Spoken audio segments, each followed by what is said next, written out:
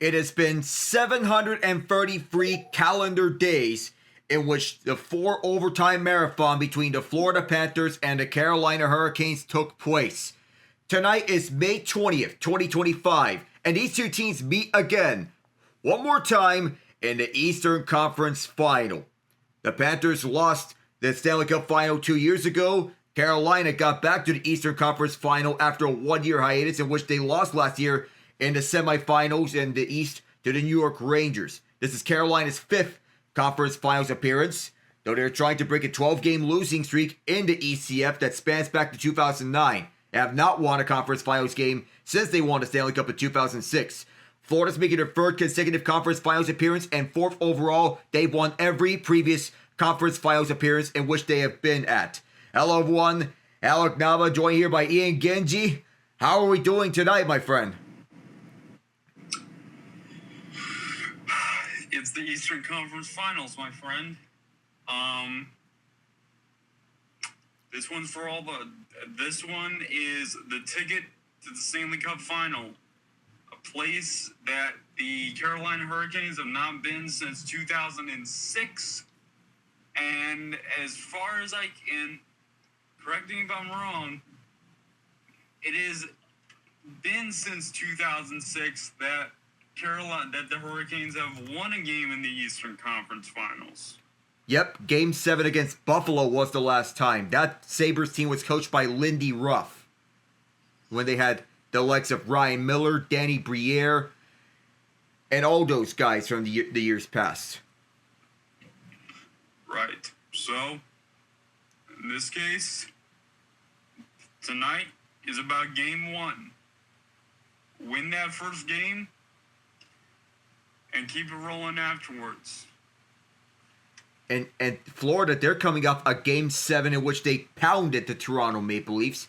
So, and what Carolina is saying is that they don't see that the rest factor is going to be a weapon in favor of them. Even though in most cases that is true.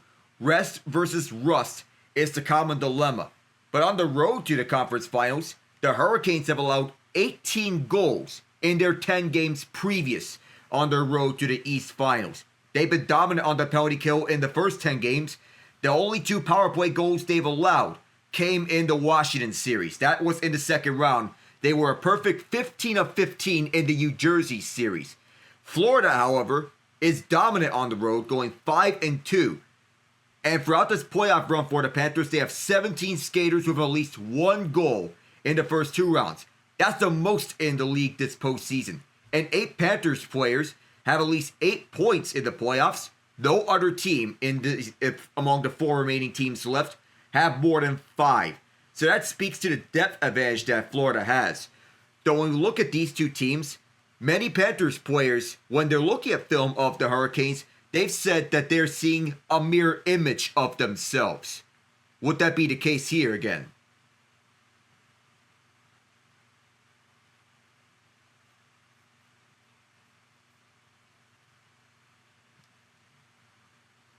I don't know if you're there, Ian, or not. But for the Panthers, of course, they're seeing a mirror image of themselves, seeing film with the Hurricanes. Because a lot of aspects that Florida finds success in can be said about Carolina. They're both very physical, but the Panthers are bigger in comparison. Carolina, on the other hand, relies on speed generating scoring chances. If the Panthers can slow down the Hurricanes by stuttering their progress when entering the zone, that takes away the speed element of this game. But one of the biggest problems that Florida has this season, they usually come out the gate sluggish. It's been one of their Achilles heels since the core was assembled. Between Barkov, Reinhart, Tkachuk, everyone. When they're locked in, they're usually unbeatable because of their style of play. But when they're not playing like their usual selves, everyone sees through it. In their clinch against Toronto, they dominate the first 10 minutes. They established zone tie-in bunches, and they peppered Joseph Woll early. But the tide shifted for the second half of the first period. They need to be energized and play the entire first period like they did in the first half of that first period. And the obvious part is that they need to score on the power play. Florida that is. They scored just 8 times on the man advantage, but there are times in which they look sluggish when a man up. Sometimes they take too long to set up. They don't pass quickly enough. The players hesitate to take shots. And there were times that they weren't able to establish zone time. Against Carolina, it's going to get a lot harder as the Hurricanes have the best penalty kill among every postseason team. But right behind the Hurricanes on the penalty kill stats are the Panthers. It's no secret that the Hurricanes have frozen still in the last three conference finals. We can separate the 2009 edition against the Pittsburgh Penguins because that's a very different team and with a very different core. But it doesn't erase the Canes' 12-game losing streak this deep into playoffs. And one of the rare times of the playoffs, the Hurricanes are the less experienced team. The Panthers are feet above them. But Florida is not unbeatable, and the turnaround for them is quick. But this series is likely going to be decided between the pipes, just like 2 years ago. But Andrei Svechnikov, who was injured throughout the postseason run 2 years ago with a torn ACL, he's going to be the biggest factor for the Canes in this series. He has 8 goals in 10 playoff games. Second to only Mikko Rantanen, who has 9 goals in 13 games. Svechnikov has already doubled his previous career high in goals in a single postseason. And Logan Stankoven is set to join Ville Leno as the only players to play in both the Eastern and Western Conference Finals in their first 2 years in the NHL. This year, rookies have been an afterthought in the postseason. Logan Stankoven is up there with Jackson Blake and Lane Hudson among the rookie lead for points scored. That's not saying much. But this is an interesting spot for Stankoven. He helped the Dallas Stars reach the Western Conference Final last year. That rare experience for a rookie could be valuable for Carolina. For Sebastian Aho, though, he took a back seat in the second round with 2 assists after a scorching hot start. Against a very tough and physical Panthers team, Aho needs to find his game again, though he tends to thrive in tense situations. Sean Walker is an unsung hero for them in the second round, though. He was excellent against Washington. His first career playoff goal and 2 assists. This is a series that will need all 12 forwards and 6 defensemen to pull on the rope, which means Walker might need to show his offensive side again. On that third pairing next to Shane Gostisbehere, who had the first goal in the first period in that Washington series in Game 4. He headed to our starting lines beginning with the Florida Panthers. On the top line, Evan Rodrigues, Alexander Barkov, Sam Reinhart, Carter Verhaeghe, Sam Bennett, Matthew Tkachuk, Eetu Luostarinen, Anton Lundell, Brad Marchand. Arguably the best line for the Panthers in that Toronto series. On the fourth line, AJ Greer, Tomas Nosek, and Jonah Gadjevich. Defense pairings, Gustav Forsling with Aaron Ekblad, Nico Mikkel of Seth Jones, Nate Schmidt with Dmitry Kulikov, Sergei Bobrovsky and net Vitek Vanacek is the backup. So Florida's lines remain unchanged from Game 7 against Toronto. For Carolina, they too remain unchanged except for one thing. We'll get to that later. Andrei Svechnikov, Sebastian Aho, Seth Jarvis, Taylor Hall, Jack Roslovic, Logan Stankoven, Jordan Martinook, Jordan Stahl, William Carrier, round out Eric Robinson, Jesperi Kotkaniemi, Jackson Blake. Defense pairs start Jacob Slavin with Brent Burns, Dmitry Orlov with Sean Walker, and Shane Gostisbehere with Scott Morrow, who is making his playoff debut in Game 1. He replaces Alexander Nikishin. Jalen Chatfield remains out with an undisclosed injury. Freddie Anderson starting in net. Pyotr Kochetkov is the backup. So healthy scratches beginning with Florida, Jacob Megna, Nico Sturm, Maki Samoskevich, Ubis Molinskis, and Jesper Boqvist. Or Carolina, Nikishin, Tyson Jost, Spencer Martin, Ty Smith, Juha Jaska, and Riley Stillman. His father, Corey, a Stanley Cup champion with the 2006 Hurricanes team.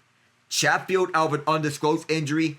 Mark Jankowski, too, out of an undisclosed injury. So, our referees and linesmen for tonight's game, beginning with the referees, are Kelly Sutherland and Eric Furlett. Our linesmen, Matt McPherson and Johnny Murray. So our siren sounder for the first period of this game being Eric Cole, another Stanley Cup champion with the 2006 Hurricanes team. Reliable piece for all those Hurricanes teams, coached by both Paul Maurice and Peter Laviolette. Maurice was with the 2002 Hurricanes team. It's Adam Lee Decker, the anthem singer here at Lenovo Center. renamed as such after last year, in the final year when it was called PNC Arena. Of course, this is the loudest house in the NHL. Crowd noise is going to be a huge factor for tonight's game. Of course, we know how loud the Storm Surge can get inside this venue. The Panthers, they're unfazed by the loud crowds on the opposing venues. The only road games they've lost so far in the postseason, games 1 and 2 against Toronto. They've rallied back to win in 7 games. Of course, fans chanting red whenever gets to end the Rockets' red glare. Freddie Anderson, 4-0, of a 1.00 GAA and a 957 save percentage at home this postseason. Florida has a plus 17 goal differential of a 36.8% power play conversion rate and an 86.4% penalty kill rate while being on the road. Of course, we have the rotation between ESPN and TNT. Although it's not a rotation because ESPN has first say on who they're going to get for these conference finals. And here, ESPN said, we're taking a West slate. TNT is subsequently taking the East slate as a result. Sometimes low-scoring games can be more exciting than high-scoring matches because low-scoring games are how the playoffs should be played. Sergei Bobrovsky this postseason is 8-4 of 231 GA, 901 save percentage, 2 shutouts. 2 years ago against Carolina, it's a 112 GA and a 966 save percentage. That includes the 4 overtime marathon. The longest game in franchise history for these two clubs at that time. And it was the 6th longest game in NHL history. Anderson 0-3 with a 187 GA and a 921 save percentage. He rested game 2. We have Antti Ranta start in that game. The final scores were as follows in those Florida wins. 3-2, 2-1, 1-0, and 4-3. Kane starting with the second line out there. Cats starting with their third line. As the puck drops, here we go! Game 1 of the Eastern Conference Final. Chipped in from the far corners. This one gloved down by the Panthers, but immediately a whistle. The Let's Go Canes chant sounding here. Loud and proud as ever. Anton Lundell, 4th-year man for the Cats. As he was having a talk with one of the trainers on the bench during warm-ups. On the near side, we don't know what the cause for that concern is for Lundell as he was checking up with the trainer, seeing an ailment on him. Puck bounced up off Forsling. Rozovic rushes up onto Lostarinen. Rozovic takes it away, gets away from Lundell, now up for Orlov. Orlov moves around the near side, chips it in through the far corner as the Panthers are over the puck. The Canes get this one back towards the right point. Walker throws one, stopped by Bobrovsky. Lostarinen picks it up at the near corner. Stankoven shoves him off. Stankoven grabs it up, trying to get it back towards the left point. Several takes it away. The Panthers get it out. It'll be Rozovic who will feed it for Orlov. Orlov topped off a stall and then down deep as Bobrovsky feeds it back for Kulikov. Kulikov smashed by Jordan Martinook. Up the far corner, Kulikov retrieves the puck right back.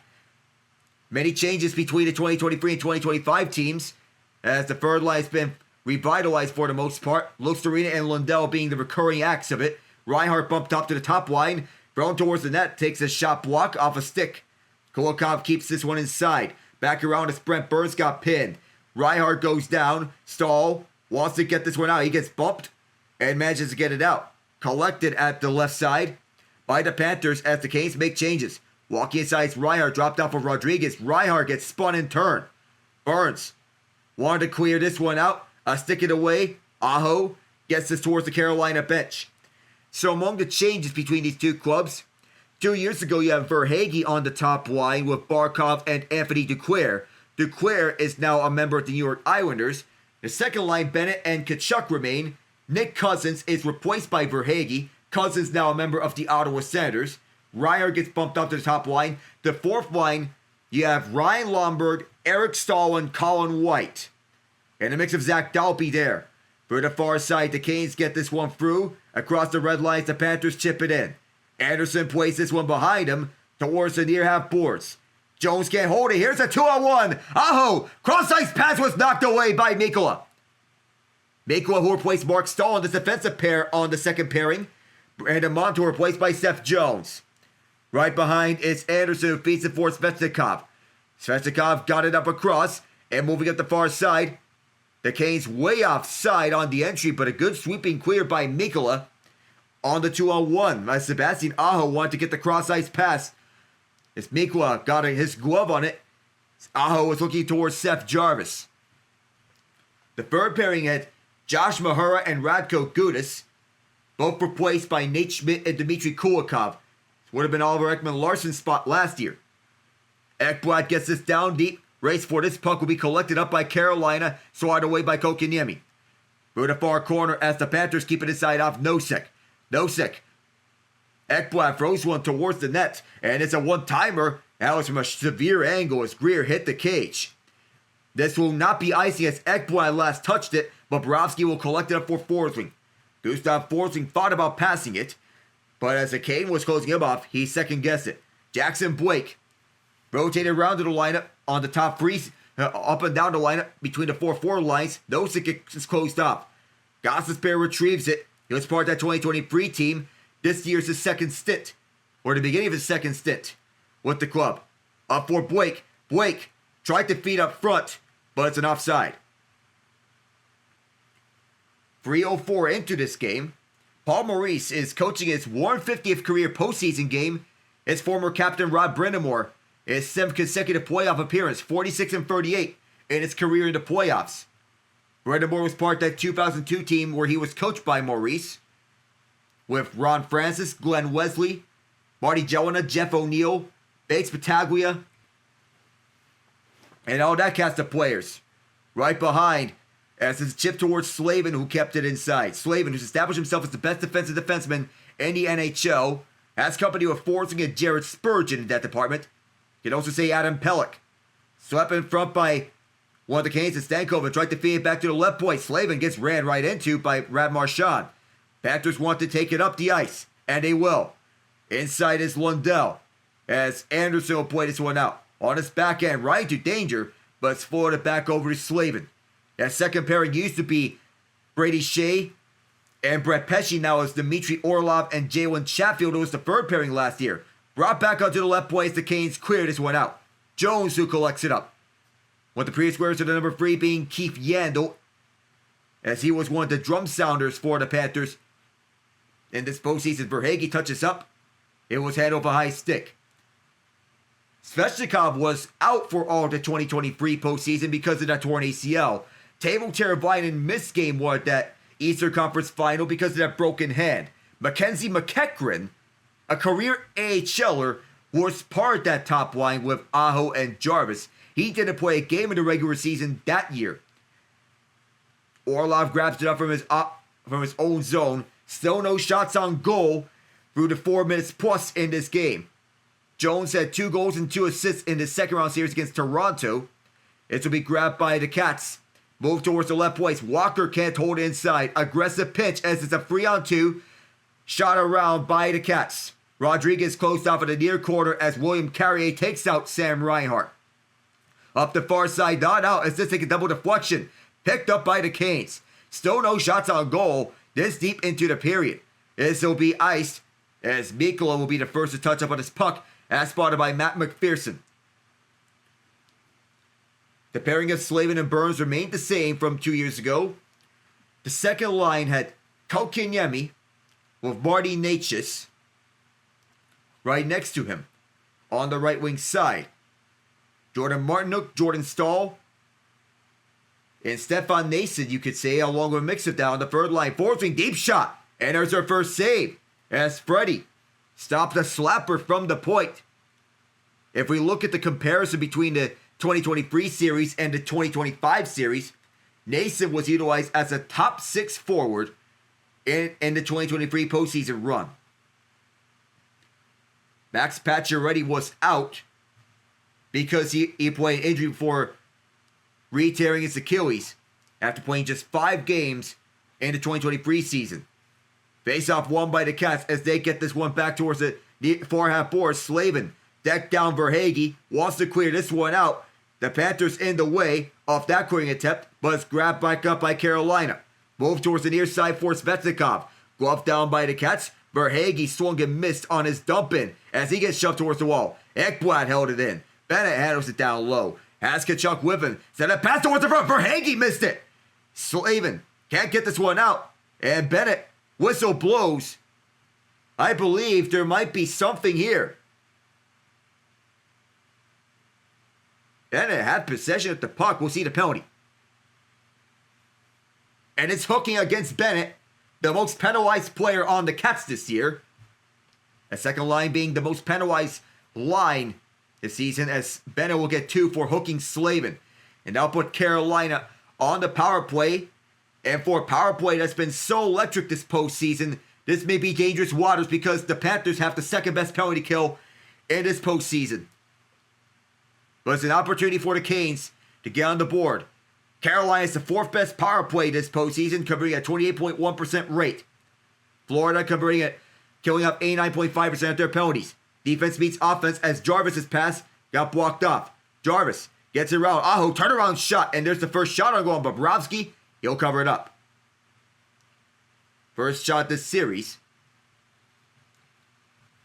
As we look between both sides on this matter, the 4th line 2 years ago with Derek Stepan, Paul Stastny, and Jesse Puljujärvi. From the near corner as Jackson Blake moves around. Back for Jarvis. All the way back at the left point. Slides across to Gosipere. Just held it in. Back all the way. Gosipere holds it. One-timer! And Bobrovsky doesn't know where it is! He held on to it! And the push gets shoving afterwards!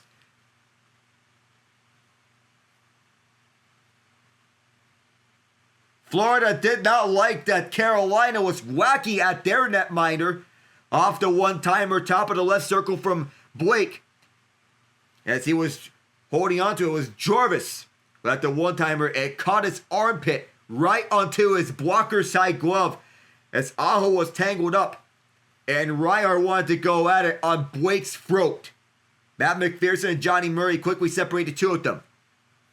Face-off is just outside the Florida zone, and they'll get a clear. Anderson will slow it down as the Let's Go Canes chants will ring on here as the famous horn sounds off. Gosipere watched by Luostarinen on the drop pass for Jarvis. Jarvis cut off as Aho overskated. Gosipere will reset it. Shane Gosipere towards the right side, dumped in deep. Forcing to beat out his man towards the puck, but quickly gets tied up on the in-your-face forecheck that Carolina likes to do. Svechnikov finds Gosipere, quickly passes one off. Svechnikov kicks it towards himself. Aho, all the way back towards the left point. Svechnikov sets up, right on in front. The pass in front doesn't work, as it was a little too far.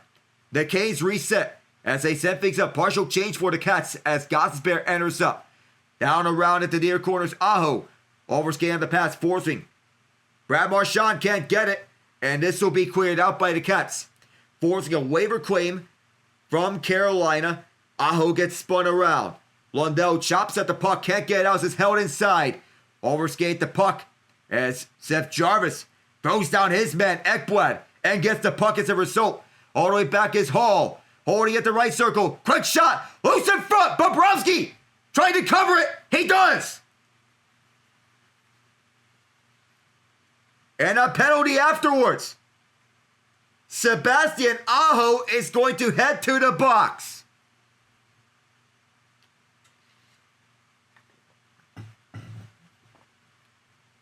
That's a retaliatory penalty that you do not want to take if you're Carolina.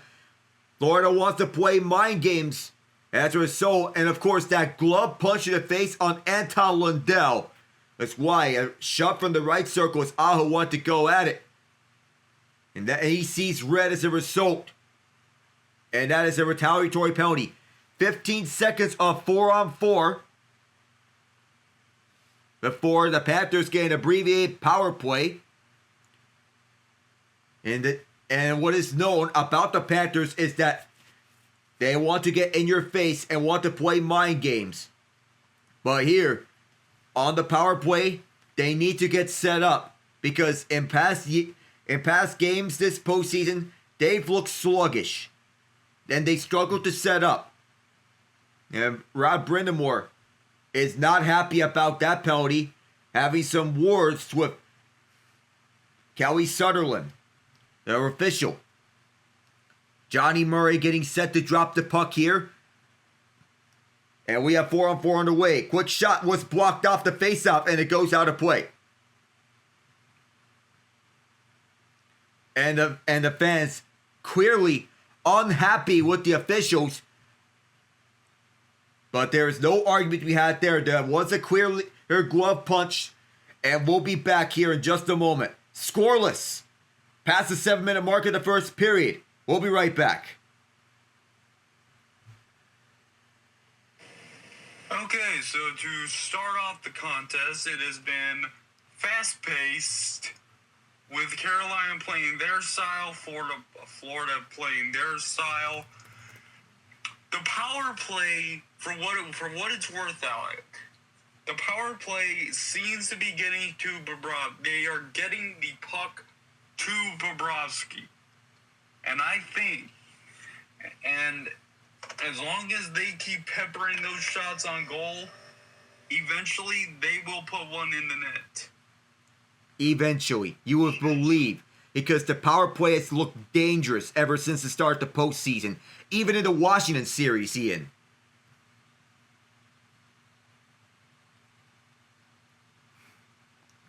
Exactly. And another thing is Rod Brindamore's style, while it's looked at as boring and not flashy, it works. I think it can work well against this Panthers team, regardless of how high-powered it is. That's what I want to see. That it can work, this style of play, because we play at the open that when we look at the Hurricanes and Panthers, we are looking at a mirror image of one another, these two teams.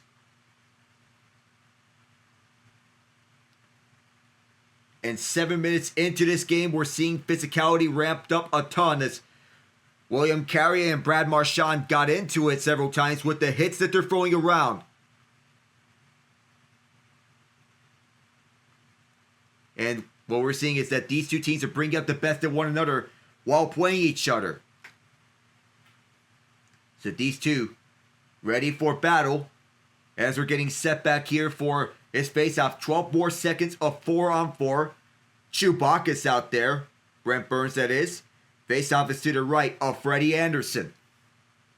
It'll be Jordan Staal to take it, as the Canes are anticipating that they'll get on the penalty kill soon enough.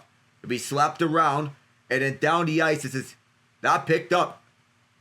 For what reason Jordan Martinook just let that one go, as it's icing.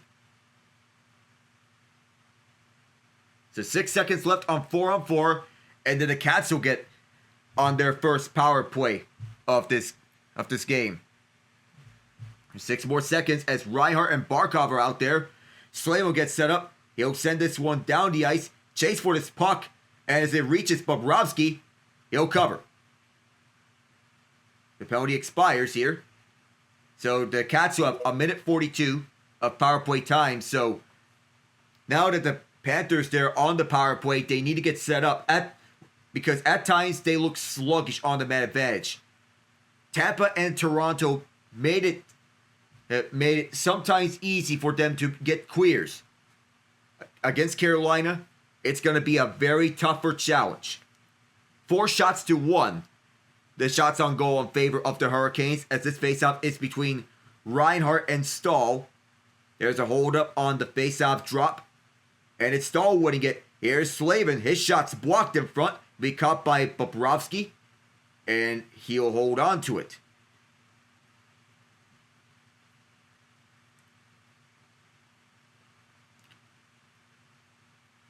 This was the way that Florida ended the series against Toronto, with 2 defensemen on the back end. Back it around as the Panthers will get set up on their man advantage as Staal watches Reinhart. Reinhart will set things up far side for Jones.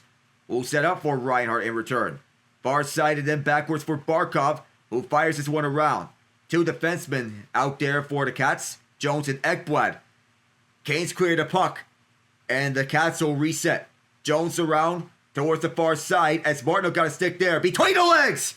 And it's stopped by Anderson, and the Canes get it out. That was a pass, it looked like. But it looked like a shot between the legs. A minute left on the power play. Seth Jones was set up right behind as Eric Robinson's out there. Killing out this penalty. Reinhart from the right, a point. Dumps this one around onto the far corner. Cats trying to get set up. Right behind is Kachuk. Orlov in the space. Puck comes out to Seth Jones as he keeps it inside. Kachuk right behind it. Comes out towards Reinhart. Now back for Kachuk.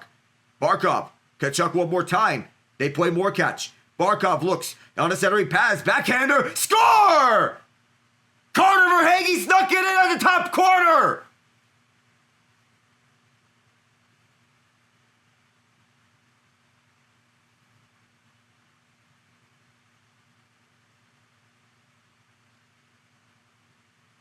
That's an impossible shot.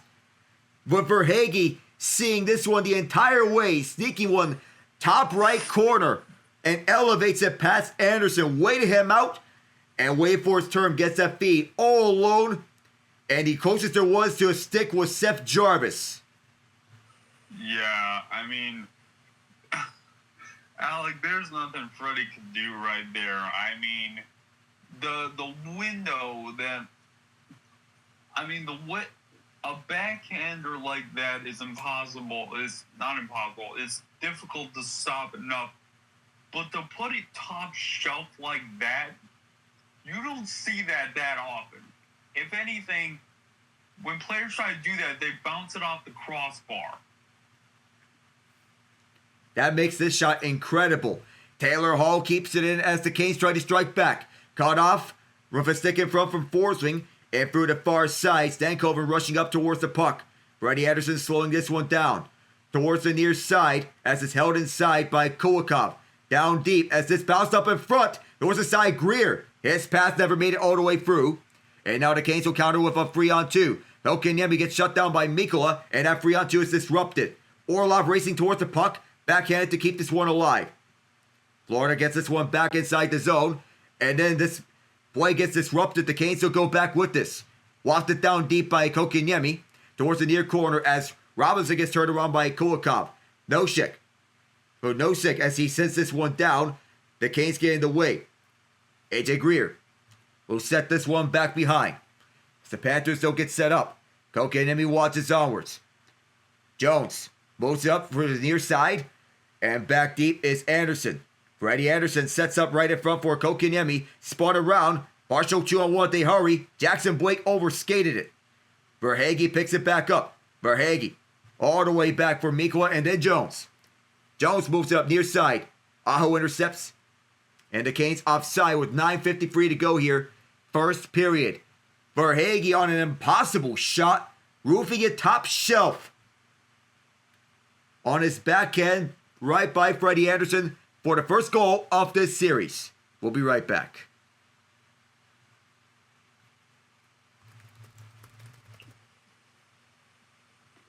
Okay. So,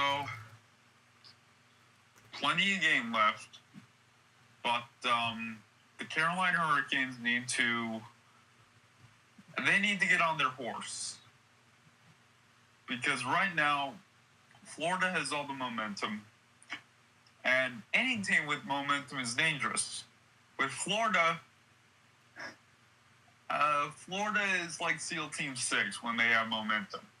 They rarely give it up, and they usually tear you apart. That's what it is to face the Florida Panthers here. Even when you talk about them being dirty, they're just calm and composed when playoffs come.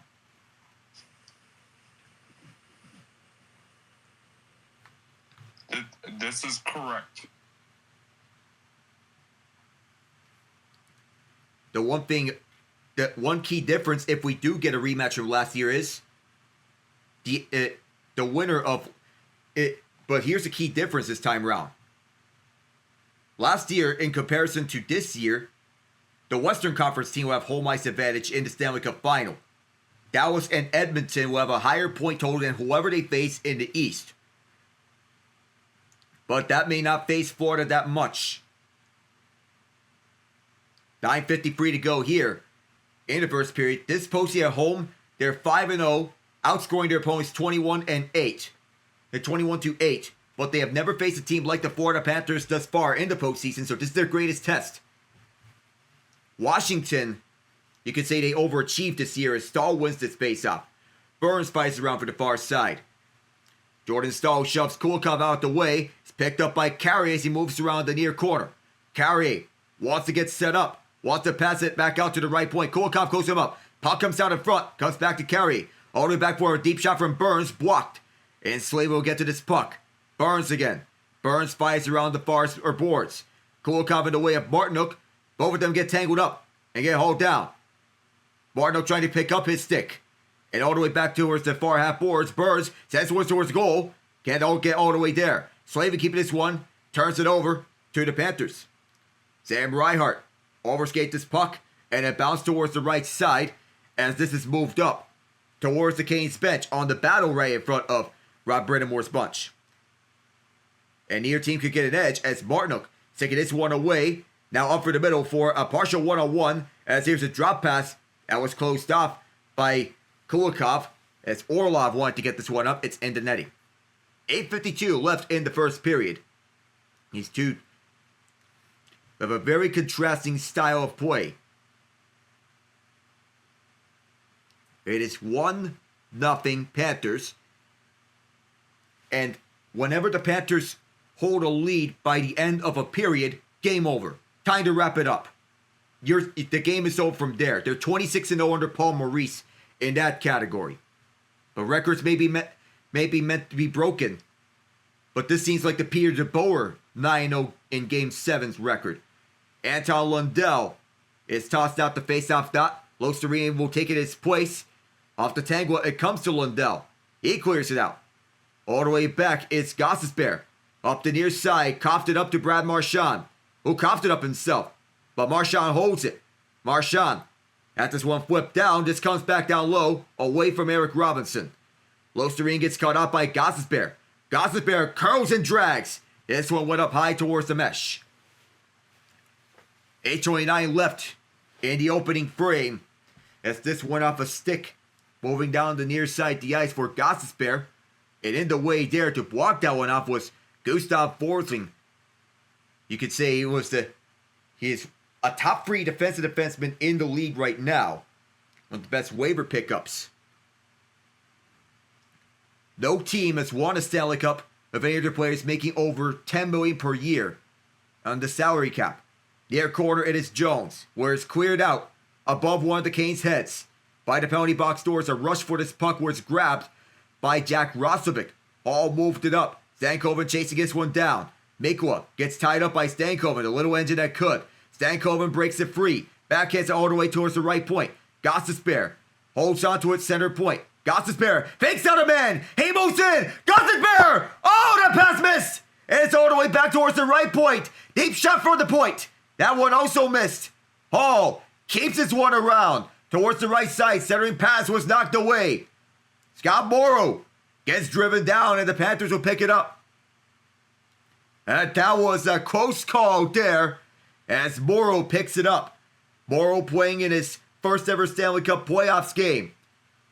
William Carrier cuts this man off and overskated was Jordan Stahl as he lost it to Evan Rodrigues. Shot for the line, Sumko score!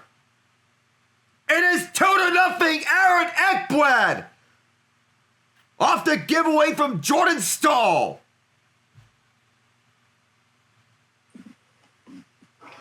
I had a bad game. After that chance by Gostisbehere was fanned on, and after that chance by Gostisbehere was fanned on, and then the subsequent turnover by Stahl. I mean, Florida is a team that will make you pay for your mistakes, and they'll make you pay a heavy price for it, and we just saw that. That's what we just saw with Jordan Staal coughing up the puck at his own zone. That was not a good way for Carolina to go down a 2-0 hole. And while the 2-0 lead is the most dangerous lead in hockey, that does not apply to the Florida Panthers. As we have another... No, especially since Svechnikov, especially because Bobrovsky doesn't seem to be... No, he seems to be in a rather stingy mood as always when it comes to allowing goals to go in his net. When you score a goal on the Panthers, you have to work for it. You have to. There seemed to be a missed call, but there was no deflection up and out. Sean Walker rushing towards this puck. He grabs it up his own zone. Orlov will give and go between him and Walker. Ekblad from Rodrigues officially. It's picked up by Brad Marchand, who blows a tire. Kane's keeping it inside. A drop pass. Well wide as Lundell will go the other way up with this puck. Taylor Hall picks it up and goes down the near side of the ice. Kulikov tried to fire this one around, but the Panthers could not exit on time. 6:40 to go here on the opening frame as Kulikov was pitching inside to keep this one around. Nico Mikkola has been everywhere as the Canes were all over it. Jesperi Kotkaniemi wanted to start the breakout. The Panthers, they respond with their own breakout. Went off the bar and inside on Ekblad's shot. Jones gets it off this faceoff. We're the near side of the ice.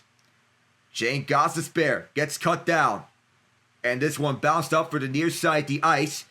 Kotkaniemi was tied up as Nosek's shot made it to Anderson. And this will be scooped up by the Cats. Backhanded deep. As Anderson will play this one out for Jackson Blake. Blake up the middle. 5 wins and 35 goals on the road. That leads the NHL for the Panthers this postseason. Evan Rodrigues gets shut down and up the far side is fired by Rodrigues. Towards the near side is Slavin. Ends up with this one. Reinhardt's in his face. Barkov at the far corner. Barkov backhands one wide. Rodrigues has it. Being chased by Blake. Jackson Blake had the one chipped up. Kotkaniemi boxes out his man. And fans want a penalty for a trip. Now that was an accidental collision, the officials say. Burns slaps his one around to Staal. Trying to make up for that egregious giveaway. Ekblad fires around the near side. Back over the far half boards as it's chipped back towards the far corner to Burns and Slavin. End of their shift, the both of them.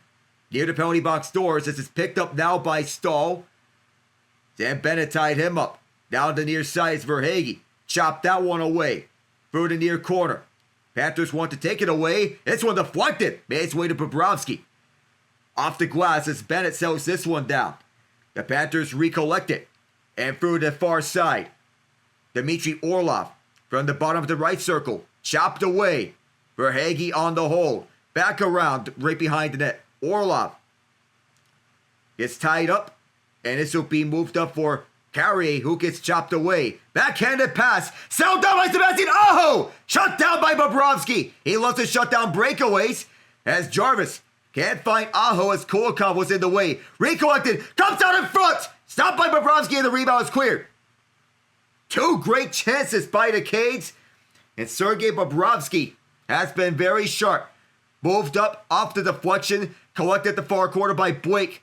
Settled back and around. Marchand is there right in front of Gostisbehere. Tangled up his man. For the near half boards, Jarvis gets right behind for the play. Met by Kulikov, Svechnikov kept this one alive. Gostisbehere walks the left point. Fires around the end boards for Jarvis again.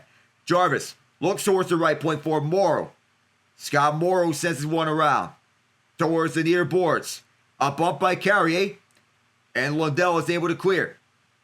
And is collected now by Carolina. Less than 4 minutes to go. Settle back inside off of Jarvis. Who'll go for his change. Chopped around by the Cats. And on the keep, here is Dmitry Orlov. Bounces towards Bobrovsky. Will cover up with 3:40. Sergei Bobrovsky has been everywhere and shutting down chance after chance. Sebastian Aho tried to slide it 5-hole. Nothing doing. I don't know what has gotten into him, but Bobrovsky, when he enters the playoffs, he becomes as some would say, a goalie god, where when he is, especially in the later rounds of the playoffs, as you remember during previous runs, his save percentage was off the charts. Current, I believe they were always in the .90 range. He rarely gave up goals. Rarely. Yeah, he rarely does. This is the best postseason hockey that he's played. And it helps that he has the defensive structure ahead of him that benefits him.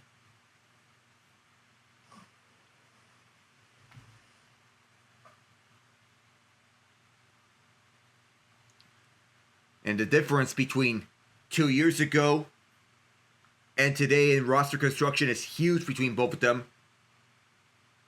It was said that Carolina would be going all the way. However, Florida now is the heavy favorite here against Carolina.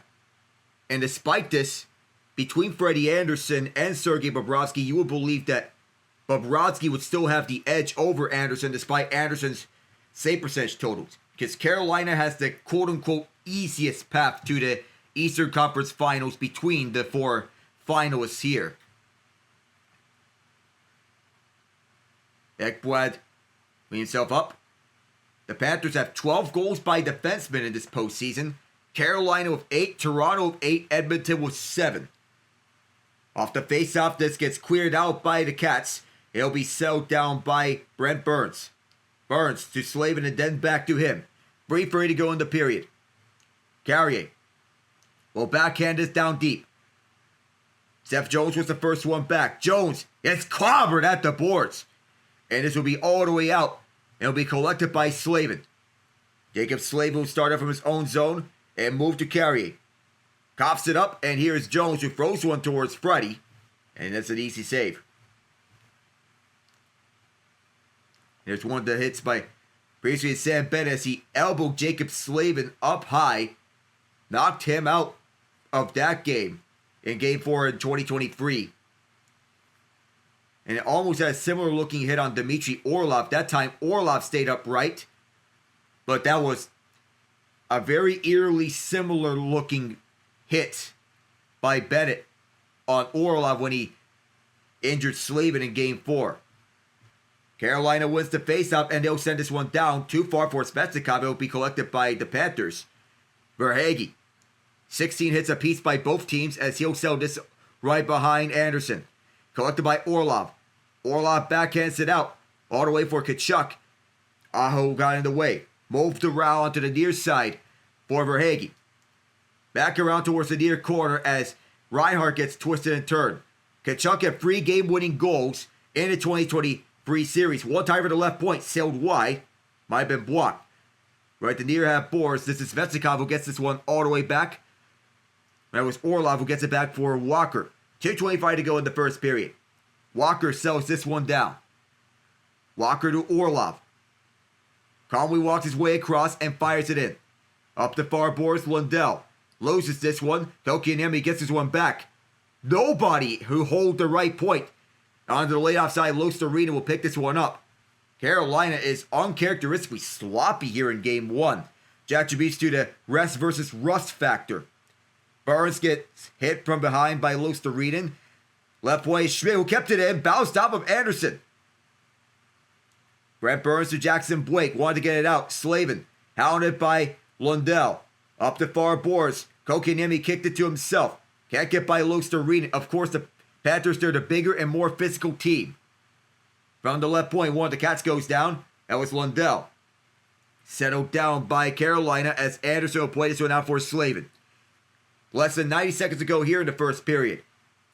Evan Rodrigues up the near side for William Carrier. Carey speeding down the near side. And he ran to his own man, Jordan Martinook, as Bobrovsky plays it out. Up for the far corner. Canes want to get this one up for the ice. The Cats in the way. Gostisbehere shoves his man off the puck. Martinook gets body as a result. 1:03 to go here in the first period as Stahl chasing the Panthers down. Seth Jones up the middle of the ice. And up the near side boards as this gets flung in deep. Rodrigues hounding Sean Walker. That frees up space for both teams to settle for the puck. But they're trying to dig it out. Jarvis. This one poked free and onto the near corner. It's Svetikov. Played it right onto the hands of Forsling, who kept this one down deep. The Canes clear. And up the near side the ice. This gets a bump. Seth Jarvis can't scoop it up. Gostisbehere can. And Gostisbehere can't find any room to settle it. Aaron Ekblad up and over. Intercepted as it was intended for Bennett. Svetikov enters in with the puck. Sets up for Jarvis. Right out in front. Score! In the wackiest way possible! The Canes pull in one with 14.8 left in the frame! It's Aho! Alec, I think that is how Carolina is gonna win these games. They are going to have to get very, very creative in creating these goals. I have to see the replay. I don't know what actually happened. Me neither, but it looked like there was a scuffle right in front. But is that knee? We're going to have to check this out if there's goaltender interference here. As Andrei Svetikov, he drove the net. It came to his right skate. It wasn't a direct kicking motion. No, in my opinion, that counts. Because watch the puck. It redirects off of Ahu's skate. The only thing is, are they going to call that a back kicking motion? I don't think so. Well, we're going to see. They are reviewing it for the moment as it went off his skate. Aho, and if he didn't try to kick it in, would have still gone in anyway. That was the big question. So here's the call from Eric Furlat. Well, I don't see any official signal. They're still the goal song Raised Up by P.D. Pablo still playing here at Lenovo Center. And Eric Furlat is giving the explanation to Paul Maurice, the former Hurricanes bench boss. So they're letting this stand. It is a goal from Sebastian Aho. No kicking motion. It is 2-1.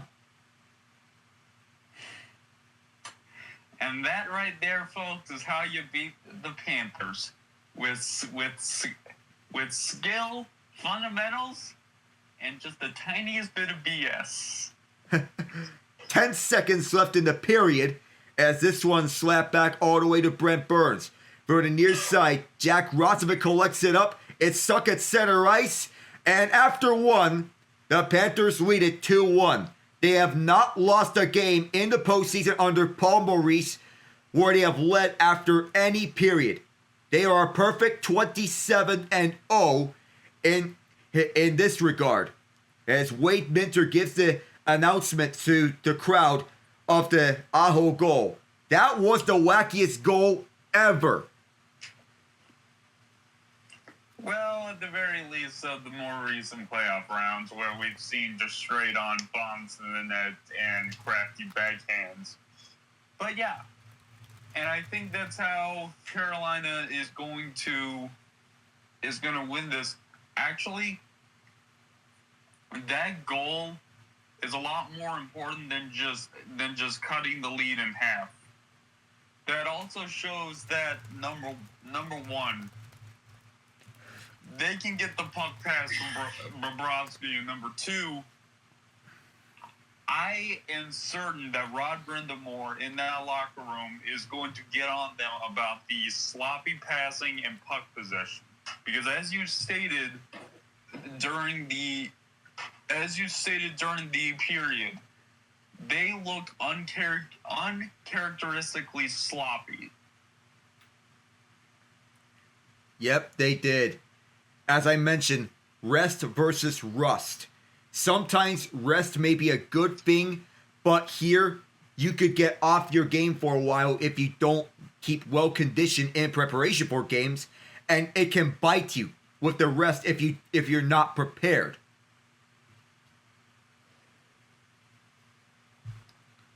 So, as we travel around through the league, on the sports leagues, it's 2-1 Panthers.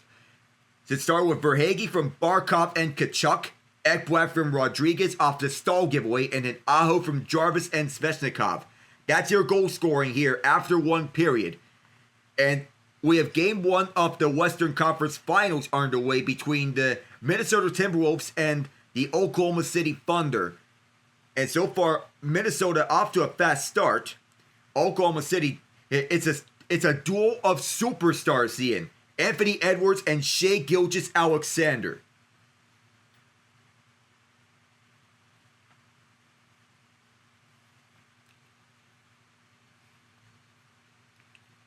Of course, we have this series first, the West.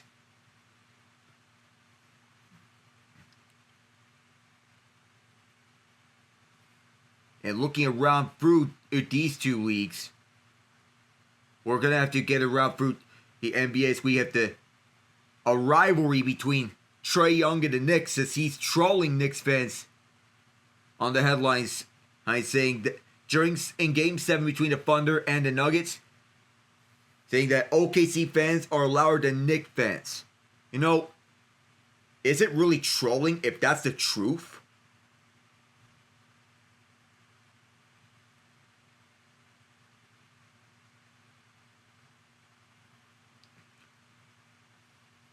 So, still looking around. And we got some news out the NFL, that is. So you look some recent headlines. Says Joe Thuney agrees to a 2-year extension that's worth $35 million total, $17.5 million per season. Signed extension with the Chicago Bears, just recently traded to Chicago. Over $32 million guaranteed. I just heard from my pops, who saw the contract for over $32 million guaranteed in the contract, and very well deserved. I mean, Joe, the fact that he's not getting more, I get he's older, but the fact that he's not getting more is amazing, considering he played both tackle and guard last season. And that's going to be useful as Thuney, he's still one of the best guards in the league to this day. He was selected as the Chiefs team MVP last year, where he received the Derek Thomas Award in recognition of his unselfishness by moving to left tackle by the end of the year. He has only missed 2 games over the last 9 seasons, split between New England and Kansas City. Yes, he has been... Alex, the fact that Brett Beach was able to get Joe Thuney for 5 years, $80 million in the 2020 offseason was a steal. We didn't know how much of a steal back then, but we just knew that we got him at a price. He should have got more. Given his pass block win rate of 97.8% in the last 2 years. That's elite level blocking. Absolutely. Now we're seeing some more headlines around the NFL, as there's a lot of headlines throughout the league. So one such including Nick Sirianni getting an extension with the Philadelphia Eagles right after winning his Super Bowl. We were wondering if he was going to stay or go, but his seat is safe after his seat was searing hot in the middle of the season, but a Super Bowl title always sweetens things up. You know, I don't like his attitude, but you know what? The man's won a Super Bowl and the man's a winner. I have to give him his credit. as much as it pains me, because I really don't like him, but I respect his game. Yeah, it feels more to do with the emotional leader stuff and why he is a head coach. He may not have the schemes, but he has the emotion to lead a team. He's passionate. Yes, that is true. Yep. And but here's the biggest one. So NFL players are now allowed to participate in the Olympics in flag football in 2028. So this is the biggest news storyline in the NFL. Some are accepting of it, but others are hesitant on the idea. But yeah. Yeah. Actually, Tree had a funny post about that. The moment that a Polish welder will line up on the other side of Justin Jefferson will be a spectacular moment in sports history, or something of that nature. That may be. I know for a fact that several players have expressed interest, such as Patrick Mahomes and Tyreek Hill, for the flag football Olympics. Stephon Diggs told ESPN, quote, "It's a perfect opportunity to get everybody playing one sport, representing America as a whole, and hopefully get a gold medal." It even has support from team owners as well. Oh, yeah. I mean, it's not just Tyreek Hill, though. Think about it like this. Patrick Mahomes throwing to Tyreek Hill, Justin Jefferson, and maybe Travis Hunter, depending on if he plays wide receiver or cornerback primarily, of course. You could think of Ashton Genty in the flag football Olympics as well. Or how about Lamar Jackson? That that would be. Sorry, I'm currently imagining that, and that just seems unfair. What would also be unfair is if Josh Allen were to be the one playing that. That would be. He has the legs that he too can run the ball, and he has the strength to power by our opposing players. Just seems unfair.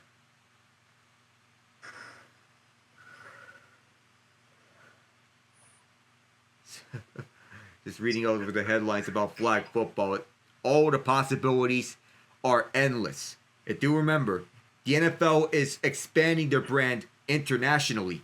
They'll have 7 international games this year.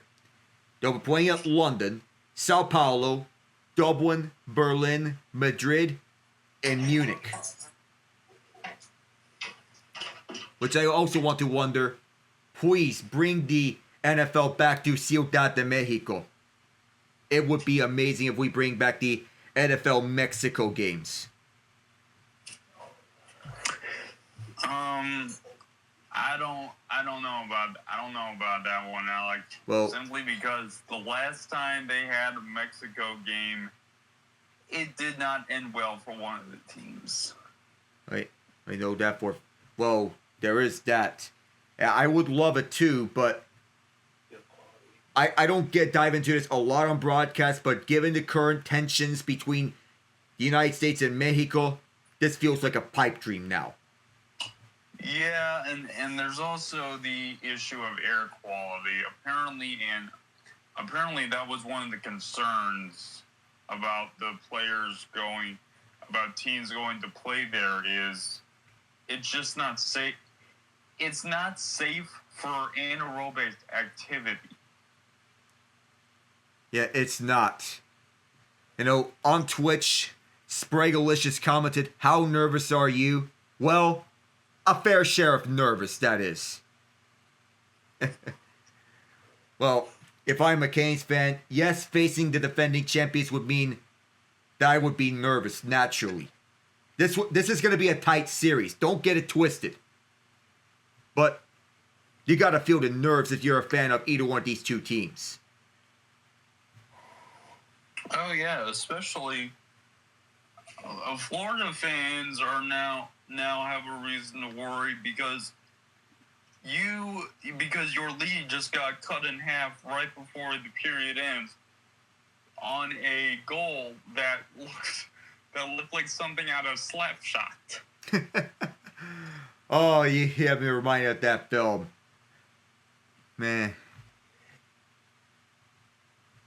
That's a classic among hockey films. Because when I think of hockey films, I think of the likes of Sudden Death or Miracle. Goon is another. Goon and Goon 2 are two other hockey films that are classics. I have never seen those. I have to see those. Oh. Oh. Sean William Scott. Shout out.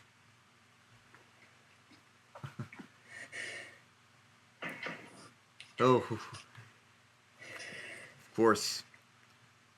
And by the way, looking into the MLB, despite the Pirates winning 1-0 against the Cincinnati Reds, that's now, I think it's 25 or so consecutive games in which the Pirates have scored 4 runs or less.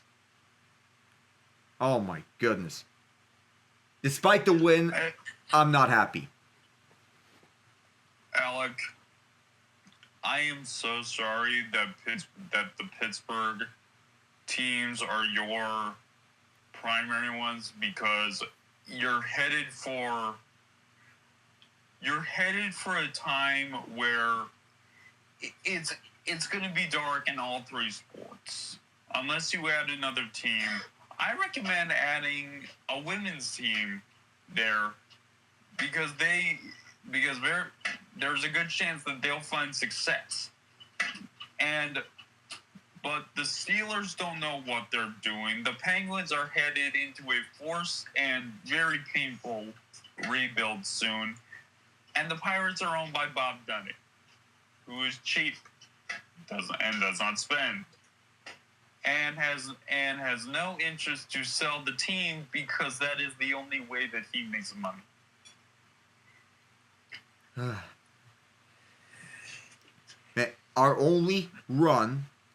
Our only hit of this game which we scored was from Brian Reynolds. He was 1 for 4 in this game. Spencer Horwitz 2 for 3. 1 run scored. 6 hits. 1 run scored. This was an ugly victory. Yeah, the Royals have a winning record, but they are 27th overall in the league when it comes to runs scored per game. They're relying heavily on their pitching. They're winning for now. Well, actually, they're flip-flopping and losing quite a bit. Yeah. So Royal fans are scrambling for them to get a bat, whether that means trading for one or looking at in-house options. But back to the Pirates real quick. It has gotten so bad that entities outside of Pittsburgh are starting to take notice. More specifically, the guys on MLB Central, guys like Eric Hosmer, and former players are looking at the Pirates and saying, this is a disgrace. Being that you had the most electrifying pitcher in the league in Paul Skeens and a complimenting staff that, while not the 95 Braves, are very, very capable. And yet you look at the lineup and Alec, please tell me if I'm still right about this, that the most reliable hitter for the Pirates is 30-plus-year-old Andrew McCutchen. There's no excuse for that. We have the least run score. among all the 30 MLB teams, we are dead last in runs scored. Dead last. Even worse than the Colorado Rockies, who have the worst record in the league. Let that sink in for a moment. The Colorado Rockies score more runs than the Pirates and are somehow worse record-wise. Oh my God, Bob Nutty, sell the team. Just sell the team. Get someone with money to take ownership of the Pirates.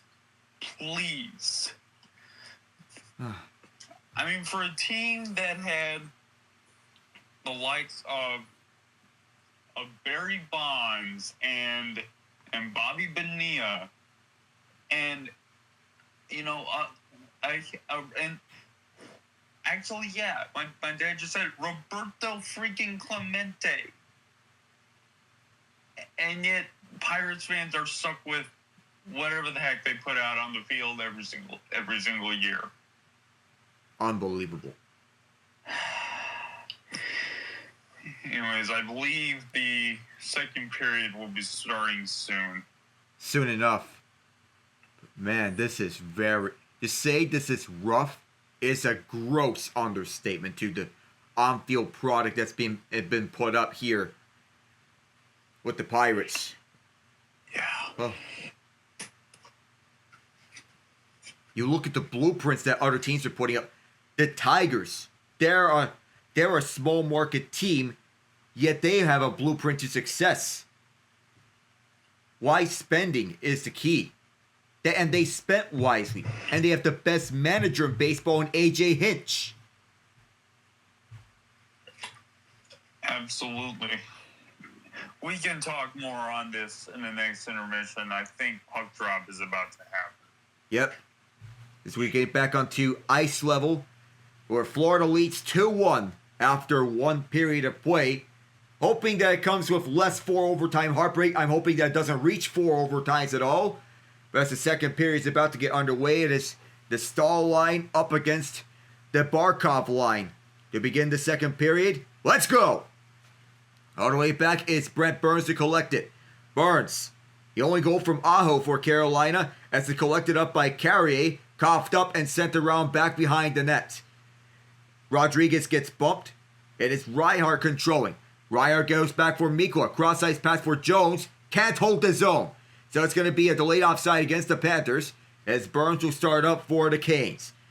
Wholesale line changes here. Sent up for the middle with the flex right off of Mikla. Glove down by Burns. He'll try again.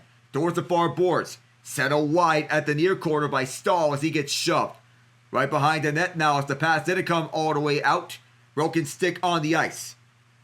Losterinen sends this down deep. It's collected up by Reinhart, who'll spin this one around. Anderson places one behind onto the far corner. The Panthers can't hold it. It's chopped towards the right point. Marchand gets pickpocketed. Right back for Nate Schmidt, who fires around for the inboards. Gostisbehere sets up Scott Morrow. And on the near boards, this comes right out in front. Lundell, way a little too long. Sharp angle shot. Bounced off the pad of Freddie.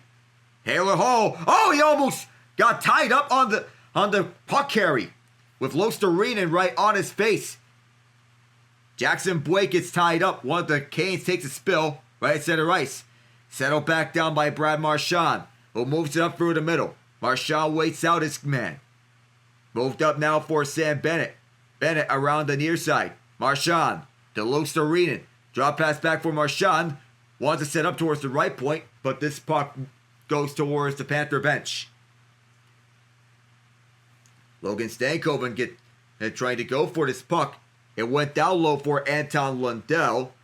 Wanted to get this one from a severe angle. Taylor Hall almost got caught taking the puck right in front of Freddie Anderson. A rare blunder as he got clobbered by Lundell and one of the other Panthers.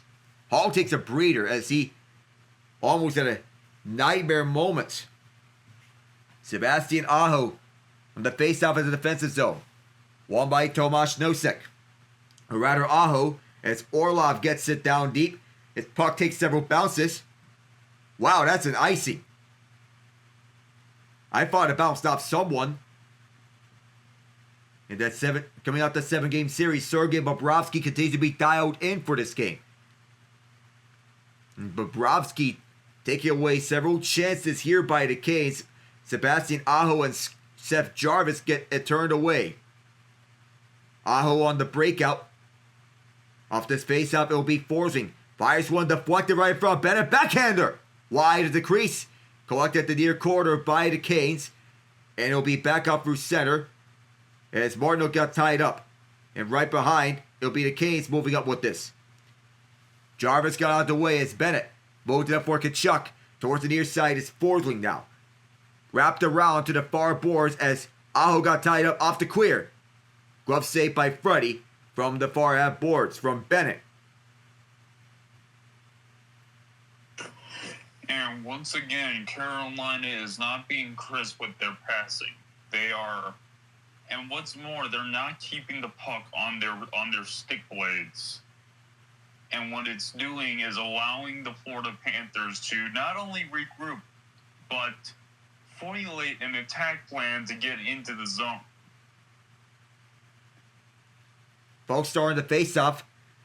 But as you said, it's bad passes here for Carolina. That's what's been killing them throughout this game.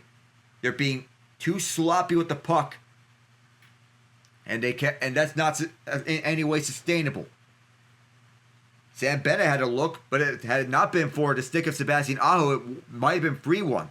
Slavin will take it up from his own zone off the face-off win. Several stick tie-ups in the way. Collected the left point. This one bounced wide up Bobrovsky. Sam Reinhart in the way there. Alexander Barkov wanting to set up for Evan Rodrigues. Kent, as the Canes will take it back up. Now are the Cats. Barkov, for the far side, Kulikov. Nate Schmidt's a trailer option. Back for Kulikov. Saved by Anderson. The rebound swept away by Burns. For the chase down as the Panthers recollect it. Away from Martinook. From the near side boards, this is sent up as the pass gets cut off. Jordan Stahl sends it in deep. Kulikov sent up the near side as this is off of Rodrigues. Backhanded by Jackson Blake as Blake gets tangled up.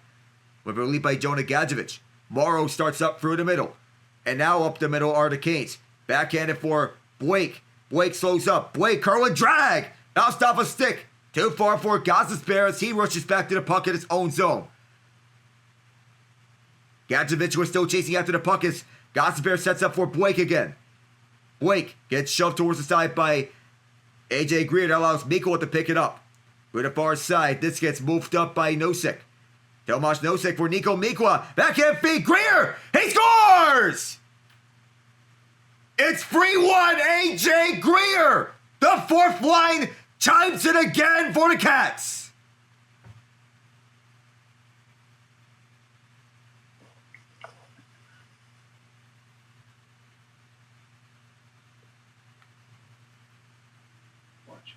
Mikwa makes the pass up. And the Canes, they try to box out the play. But it's 3-on-2 on the entry. Nothing that Carolina could do as Shaw Walker got beat out. Jackson Blake is well behind the play. And Greer made sure that was finished up as Mikwa got by the outstretched stick of Scott Morrow in his first playoff game. Mikwa able to beat out the outstretched reach. This is moved up by Stankoven.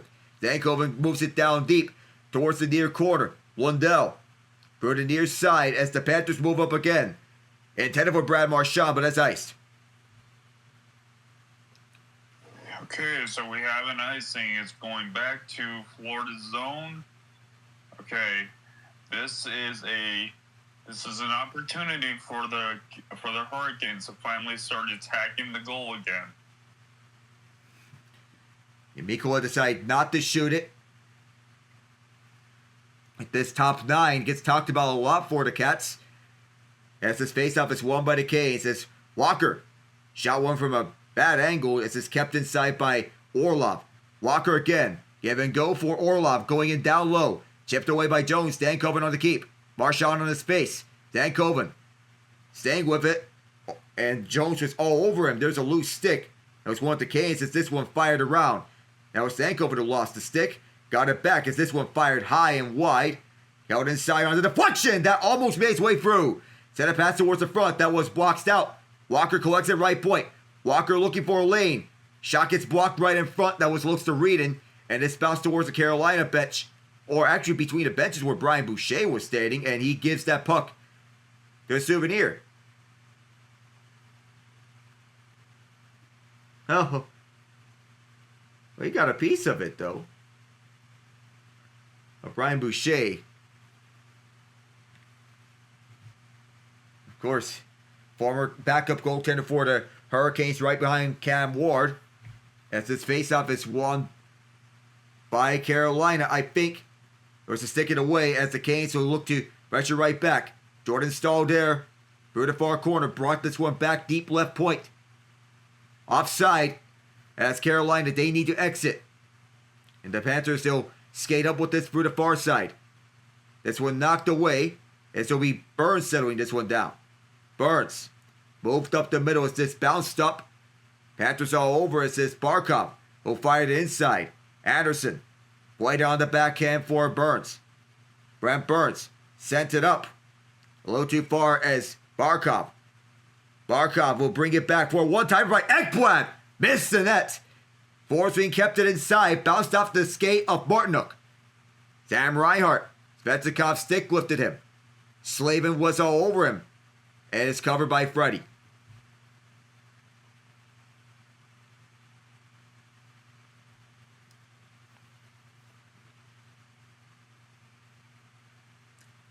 And a lot of A.J. Greer, the former Calgary Flame, on the Panther bench. He used to be just a sweetener in the Kyle Palmieri trade that brought him to the Islanders. A goal and 2 shots for Greer on free 12 ice time. Hard-working goal. Scary part in the last series for the Panthers is that Matthew Tkachuk did not record a single goal. Canes win the faceoff. They'll move it up for the near side. Panthers recollect it. Second period chance have been all with the Cats. Tkachuk and Bennett get cut off. And this will bounce deep. No icing. Jones has Svechnikov on him. Move towards the left side. And that one dangerously held in. Jarvis held this one back behind net as Mikkola tangled him up. Svechnikov tangled up his man as well. Florida opposites send this one inside as Freddie plays this one down deep. The breakout missed. It was away from Jarvis as he could settle down the puck. It was a partial breakout chance. It was instead ice as Jarvis could settle down the stick. That would have been a great pass though. But that pass was too hot from Freddie to handle that.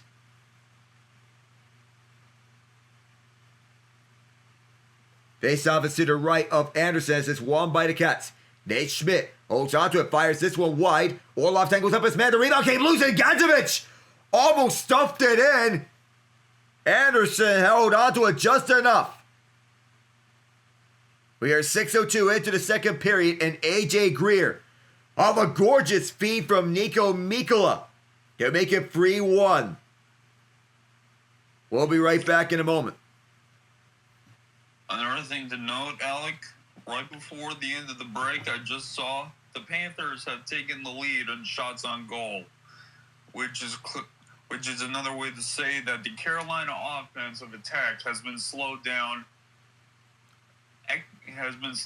greatly by the Panthers defense and by their own mistakes.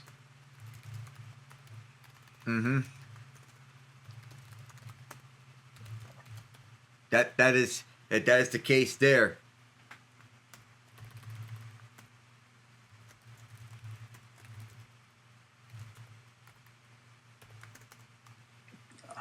Ouch. From the tree, this is some vintage hurricane taking place. That I don't blame that. Ugh. Yeah.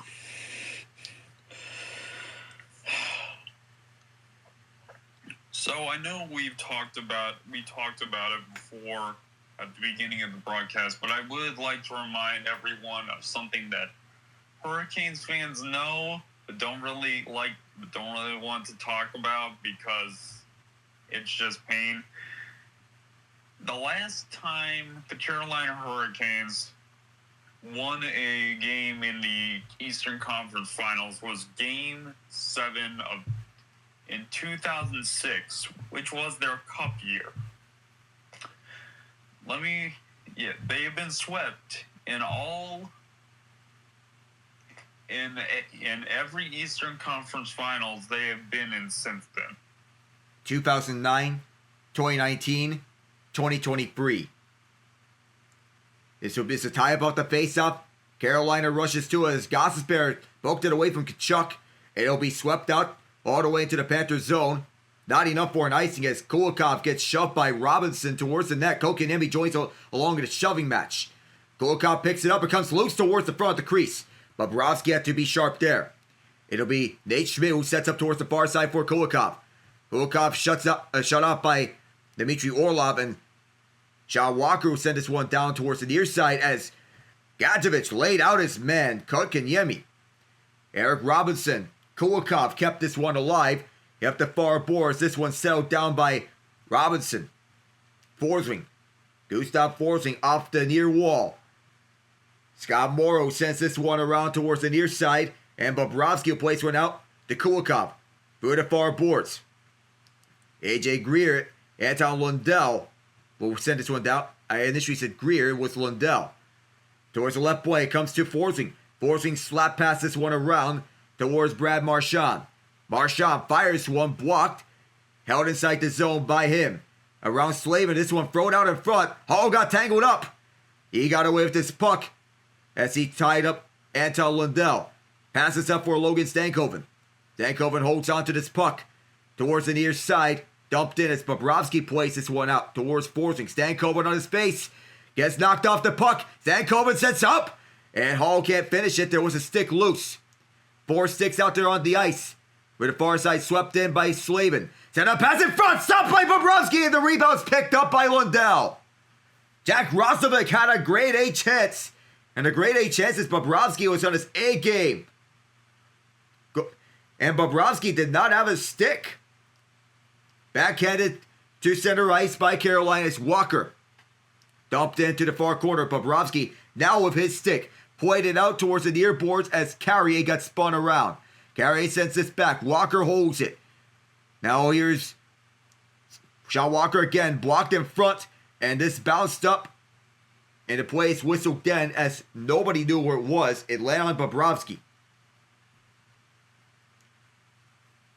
No chances in this period up until Taylor Hall and Jack Roslovic, the second line, doing the bulk of the work. And a chance for Roslovic as this one was shut down off the glove of Bobrovsky. And that's a chance where the goaltender lost his stick on the play. You got to finish that.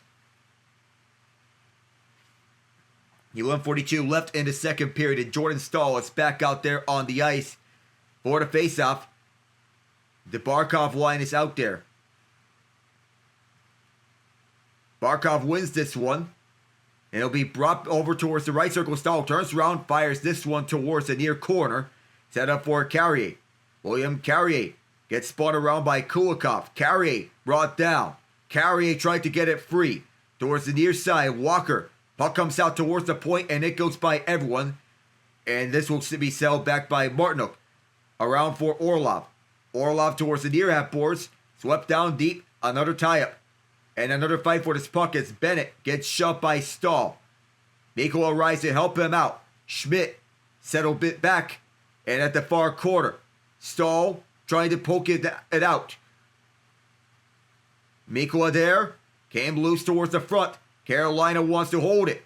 They will. Bounces up as Svechnikov puts the boom there. Jarvis gets tangled up. And this is going to be Schmidt who's going to be called for a penalty.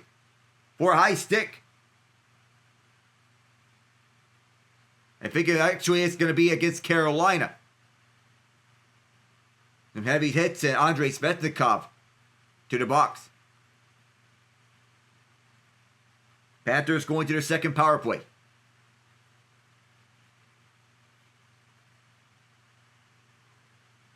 Along the board battle, it was Svechnikov who sticked up Nate Schmidt up high.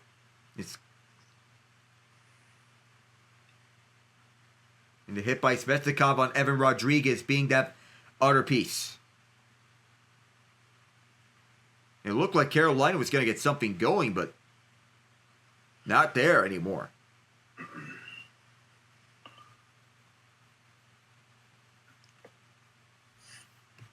Oh.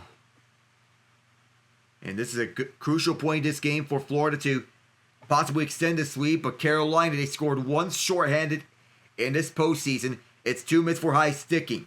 Seth Jones collected up 2 defensemen on this power play for the Cats. Ekblad is all the way back. Towards the left circle, it is Reinhart. Setting back up for Ekblad, who holds it. Jones wants to fire it himself. Stopped by Anderson. It's collected by Barkov. Reinhart gets tangled up, breaks free. Kachuk, watched by Jacob Slavin. Coughs it up, and the Canes will get it out.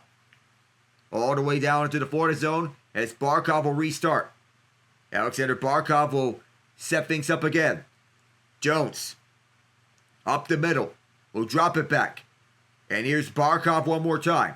Barkov will find Kachuk.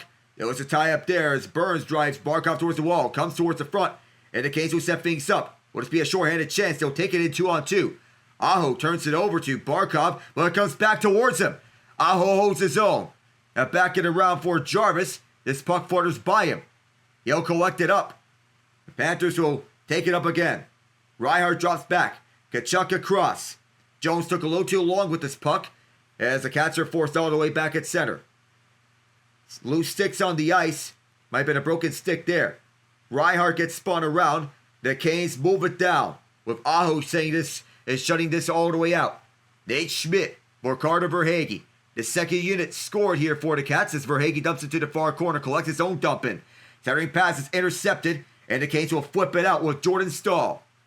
28 seconds left of the man advantage. And Schmidt will start up through the middle and then drop it back.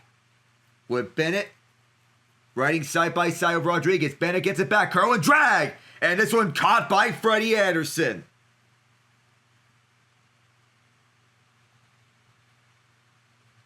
.9:04 to go here in the second period with 15 on the power play. A fancy curl and drag move around Brent Burns. And does a good job sticking with that, does Freddie Anderson. Going from his left to right to catch that one off. On this face-off, it will be Stahl and Bennett towards Freddie's left. Stahl wins that, but it's won back by Bennett. Off the tie-up, just a deep shot. Comes right behind the crease as Slavin ties up his man. Verhaeghe picks it up. Burns all over him.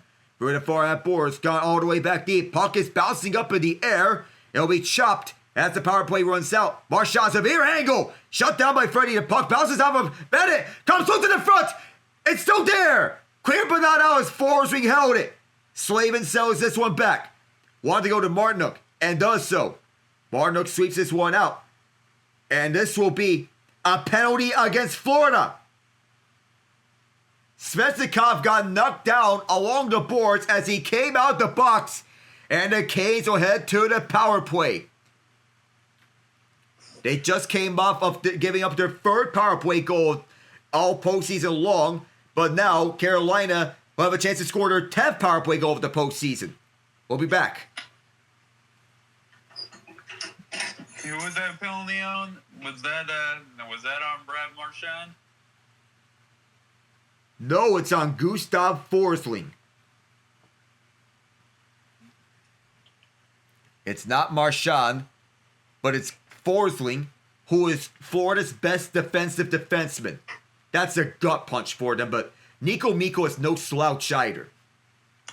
I'm very familiar with Mikko's game, former St. Louis Blue.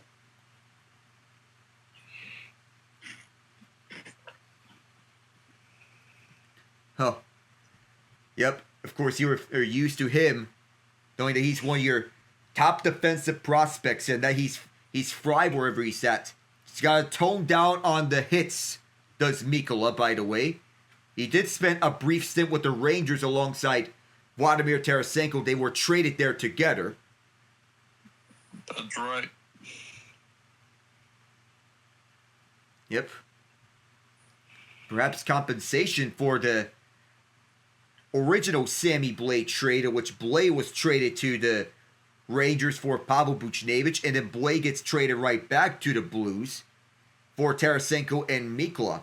Blais is a former Cup champion with St. Louis, and even if he's not in the NHL now, you can tell he was a vital bottom sixer or bottom niner on that Cup winning year.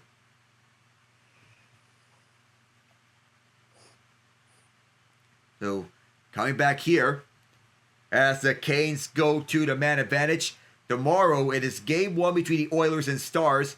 I'll be in contact with John Ott for that game.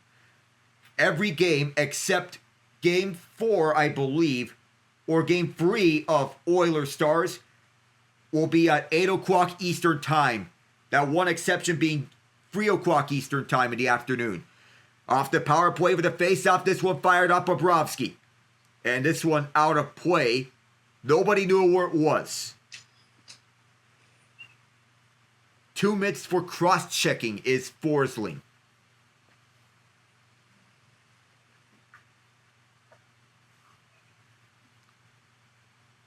Of course, the Canes power play being one of the best in the NHL this postseason. They were one of the worst among playoff teams this regular season.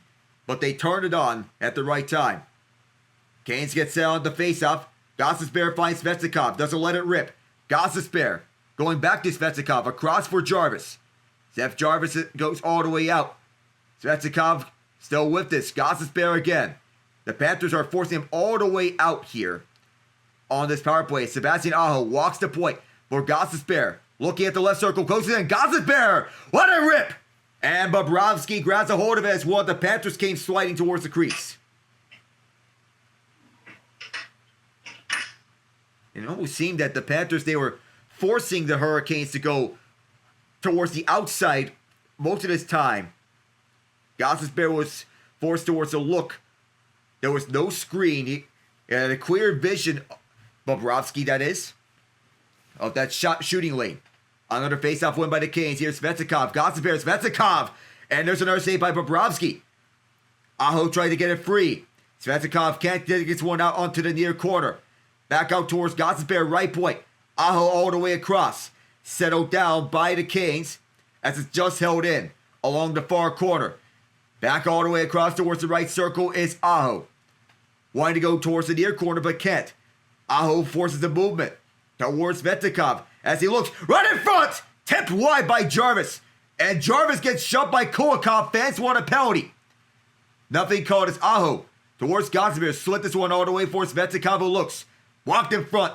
And we collected up by Aho. Back towards the point. Gostisbehere. Far side is Jarvis. And then it's Gostisbehere again. Gostisbehere walks the point. Jarvis one more time. Jackson Blake walks up front. Svechnikov looks. Fires and saved by Bobrovsky. Comes loose and Bobrovsky fell down. 31 left on the man advantage. And Aho and Bobrovsky both went down at the same time. Kulikov got shaken up by Svechnikov, fellow countryman.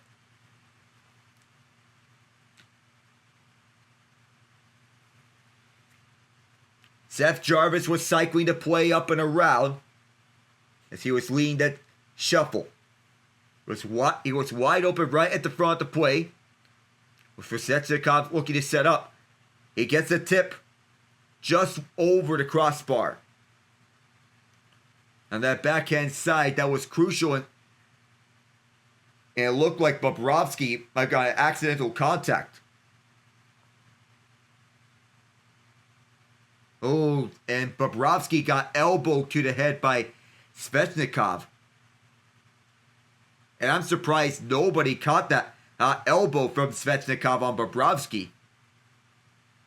We talked about Sam Bennett's elbow to Anthony Stolarz, and that penalty was not called. That contact. Paul Maurice did not like that. Quick face-off win. Kick save. Bobrovsky right off the draw. And the Panthers clear it out with Brent Burns setting up. Burns waits on with this. And he'll look to set up shop up front. Burns will drop it off for Roslovic. 15 on the man advantage. Towards the right side, Rosovic.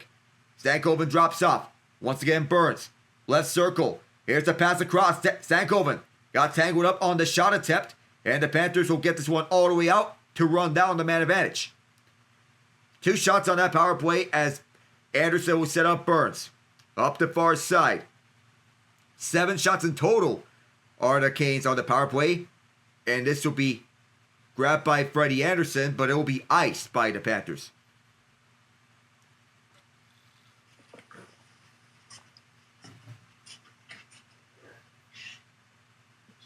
Bobrovsky is just one of them, man. Like if you score a goal on Bobrovsky, he more or less has to tip his hat because he does not let many in. Mind you, he's 36. Off the draw, Klepper! Bobrovsky shut that one down, and Stankoven goes up and over, and Bobrovsky is slow to get up. He does get up at last on his own, and then pushing and shoving. You remember, Bobrovsky got elbowed by Svechnikov earlier, and Tkachuk wanted an explanation for why there was nothing on those two, as Carrier, he had to jump up. But Dmitry Kulikov drove Carrier towards the net. Carrier wanted to get out of the way of Bobrovsky, but he had nowhere to go. This time, Florida wins the draw with 6:10 in the period. Walker intercepts. Spanorama pass by Martinook doesn't make it all the way through. And through the far side, this is held in. Martinook lost it instantly. Verhaeghe up the near side. Will shove it down towards the end boards. Bennett can't hold it as Orlov was all over him. Poked away as Orlov had to hold off his man that allows Walker to pick it up. Sean Walker up the middle for Dmitry Orlov. Here's a 2-on-1. Cohen drag pass. Good stick check by Bennett to evade that 2-on-1 chance. Walker holds it right point. Back around the zone for Carrier.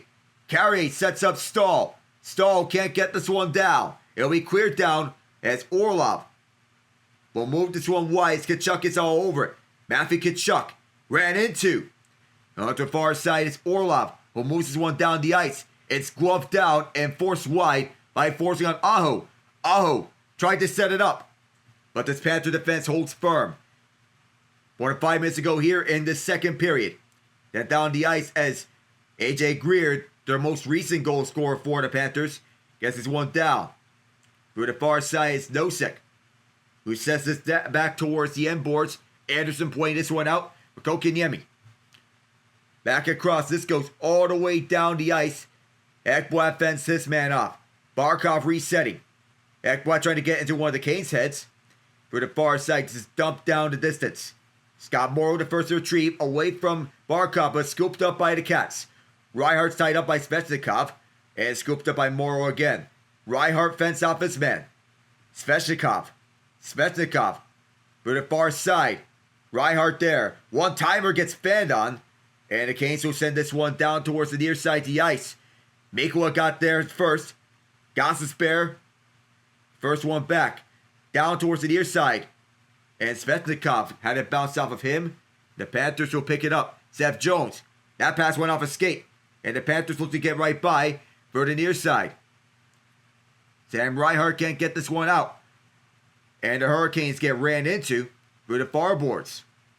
Back all the way out is Barkov. Re-entering is Brad Marchand. Marchand stops as Slavin was on his face. Taylor Hall. Hall will start off from his own zone. Fan on his pass, so he have to settle back. 3:38 to go. Thrown towards the far half boards and settle back down. Bobrovsky for Nate Schmidt. Right by everyone, and this will be collected at the Cane zone by Sean Walker. The rest of the second period is playing out fast. It'll be Hall towards the far side. Flowing down deep. It's past Bobrovsky. And for the near half boards, Walker pins this one deep. Dmitry Orlov fires wide. Picked up now by the Canes, and they'll set this one back. Walker will set up Orlov again. Walker one more time. And this one blocked in front by Lustaridin. It's out of play with 3:02. 3-1 Cats with 3:02 left. The only goal of this period still belongs to AJ Greer. Will return.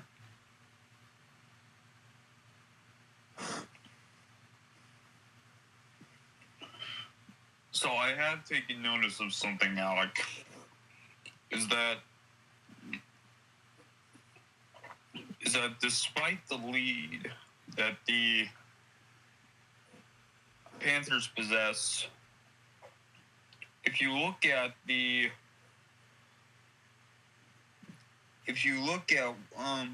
face-off percentages,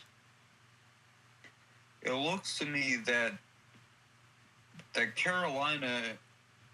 Tell me if you got this too. That Carolina has been winning a larger percentage of the face-offs in this game. Florida's not really a good face-off team, but they make up for it with heavy forecheck.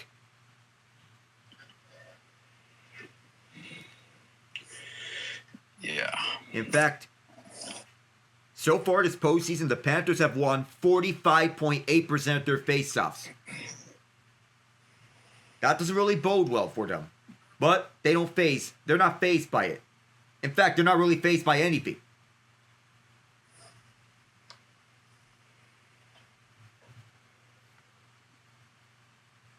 At halftime, it's 48-44 Minnesota, by the way, in the Western Conference Finals Game 1. And Anthony Edwards left the game briefly because of an ankle injury. He returned to the court. And Julius Randle is the leading scorer with 20 points, 6 of 8 shooting. Eds has 13 points. SGA has 11 points. Isaiah Hartenstein has 10. We're back here at Raleigh for the remainder of the second period. It's crucial that Carolina scores the next goal. They need this.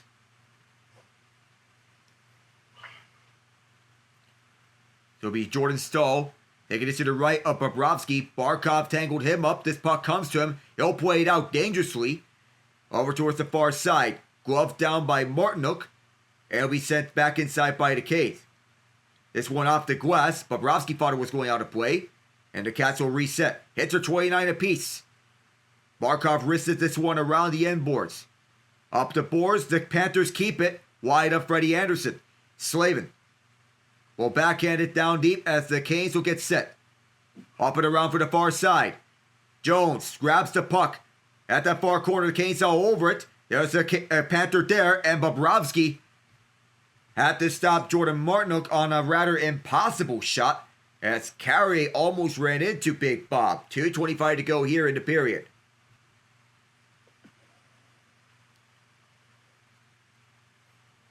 Puck did take a bounce. Enough to pressure. The backhand Martinook wanted to have this one deflect inside by Jordan Staal.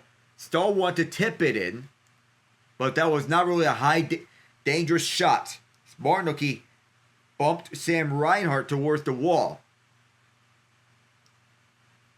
4 hits for William Carrier on 13 shifts. An original misfit. There is a problem with the ice at the goal crease, so the referees are stepping in to repair it. They're putting water on it.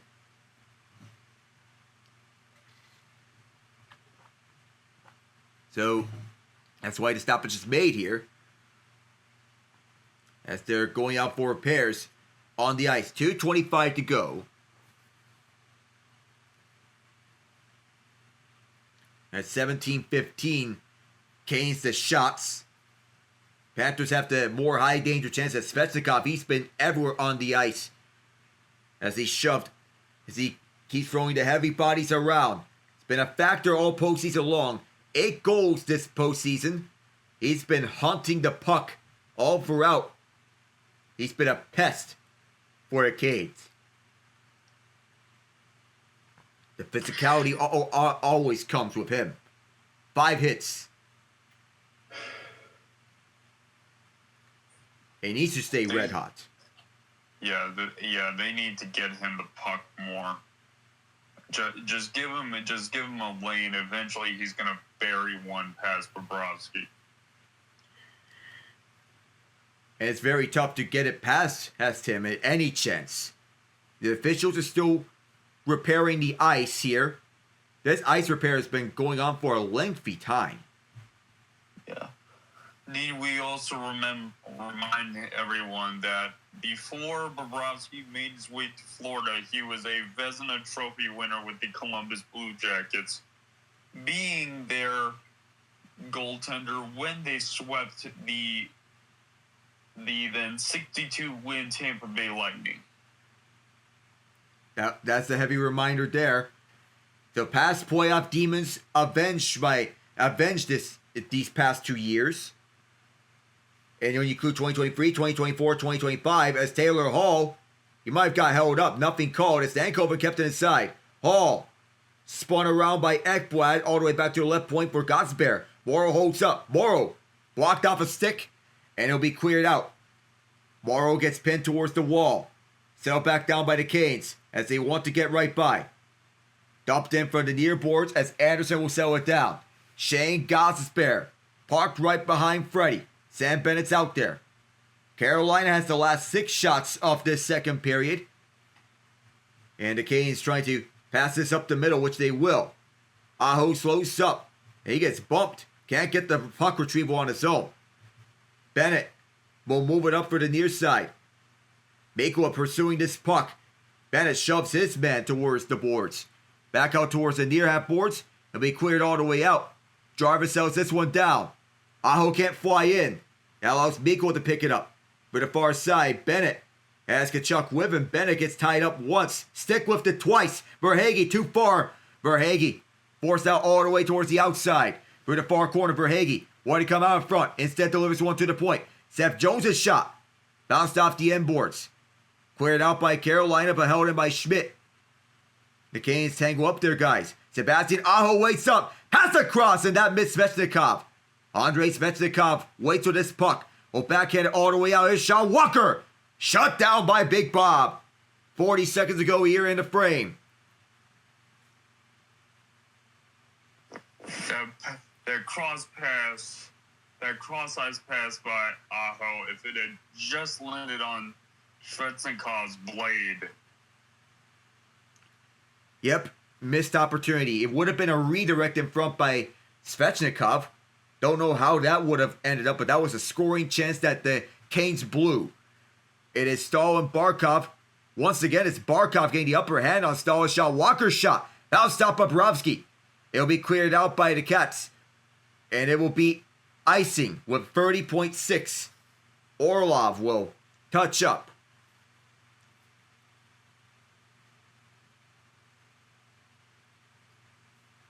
If it somehow goes to overtime, well, we don't know how this would be. Because the Panthers, they've been the better team thus far. Shot for the left points. Shut down by Bobrovsky. It'll be collected by Brent Burns. Another save by Bobrovsky. Last 9 shots belong to the Canes as Slavin holds the zone. Around for Martin, who gets tied up. Stahl from the far corner. All the way back for Burns. Walking to left point. Slavin ready for the one-timer. Burns' shot blocked. And the rebound swept away as well. 10 seconds as Barkov sets up back for Burns. He tried to backhand it. The Panthers hold it in the zone. Trying to beat the buzzer. Centering pass. Skipped over everyone. And the Barkov shot hit a Kane in front. And it ends the second period. It is 3-1 Panthers. And when they're protecting a lead after 2 periods, they're elite at doing so. When you're playing from behind. And if you're playing from behind and you're facing the Panthers, goodbye. Sayonara. That's it. Yeah. It was that first period. They were too sloppy with their passes. They gave Florida way too many chances. And once you give Florida, not Florida, once you give Bobrovsky a goal, not much less a 2-goal lead, goodbye. That's it. Because as we've been seeing, the Carolina Hurricanes have been putting shot after shot after shot on him, and he swallows it up every single time. Let's also remind everyone that along with the sweep of Tampa back in 2019, Bobrovsky was also a part of another of another famous first round playoff series. This time with the Panthers against the Bruins, and we all know how that turned out. Well, Bruins fans, don't get mad at the Panthers. Get mad at the Penguins. Oh, that's right. Yes, because at the end of that season, all the Penguins had to do was beat The Chicago Blackhawks. The Chicago Blackhawks and the Columbus Blue Jackets, if I remember right. And we lost both. And yep, they lost both. But then they go and face Boston in the first round, and by Game 5, it looks like it's over. Boston's up 3-1. All cylinders are clicking. Jeremy Swayman and Linus Allmark looking like a machine. And then Brad Marchand whiffs on the breakaway. Panthers come back. Bruins blow a 3-1 series lead. Carter Verhaeghe, overtime winner. And with that, the 65-win Boston Bruins, the greatest regular season team in NHL history, become the ultimate meme. And that leads to the rise of the Florida Panthers.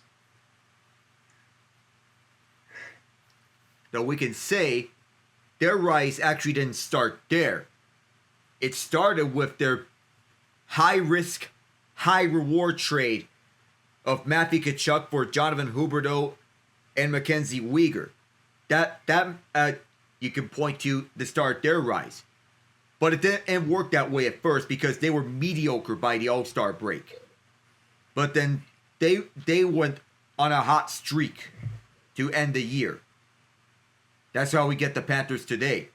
Scary part is, they're arguably even better than last year. Worst case scenario for the rest of the league, they're a dynasty. Yep. Imagine saying that in 2016. Well, they did make the playoffs that year, but who would have expected them to make the playoffs in 2016 when they were coached by Gerard Gallant? From that year's team, they have only 3 players left from that team. Alexander Barkov, Aaron Ekblad, and Dmitry Kulikov, who is in his second stint with the Panthers. I was about to say, Kulikov went somewhere else for a minute.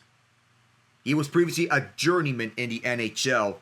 He bounced around several teams, including the Minnesota Wild, the New Jersey Devils, and Edmonton Oilers. His career was about to end.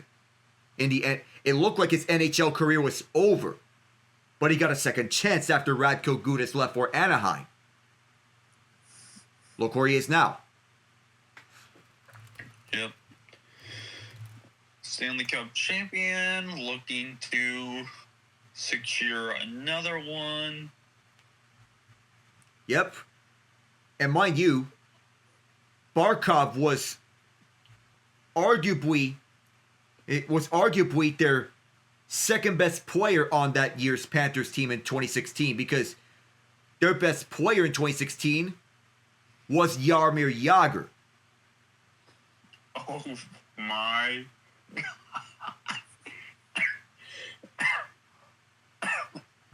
Old man Jagr. Yep. By that point, it was 25 years into playing hockey in the NHL. And wow. Yep. He was still going strong with Florida that year. That was a Panthers team that had, of course, the aforementioned Jonathan Huberdeau. Among players who are still active in the NHL, playing on different teams today from that year's Panthers team includes Huberdeau with the Flames, Vincent Trocheck, now with the Rangers, Riley Smith on a second stint with the Knights, Nick Bjugstad with the Utah Mammoth, Alex Petrovic, who got a second chance with the Dallas Stars, Kulikov, as we're seeing him now in the second stint with the Panthers. Eric Goodbranson, who was with the Columbus Blue Jackets. Yes, that Eric Goodbranson.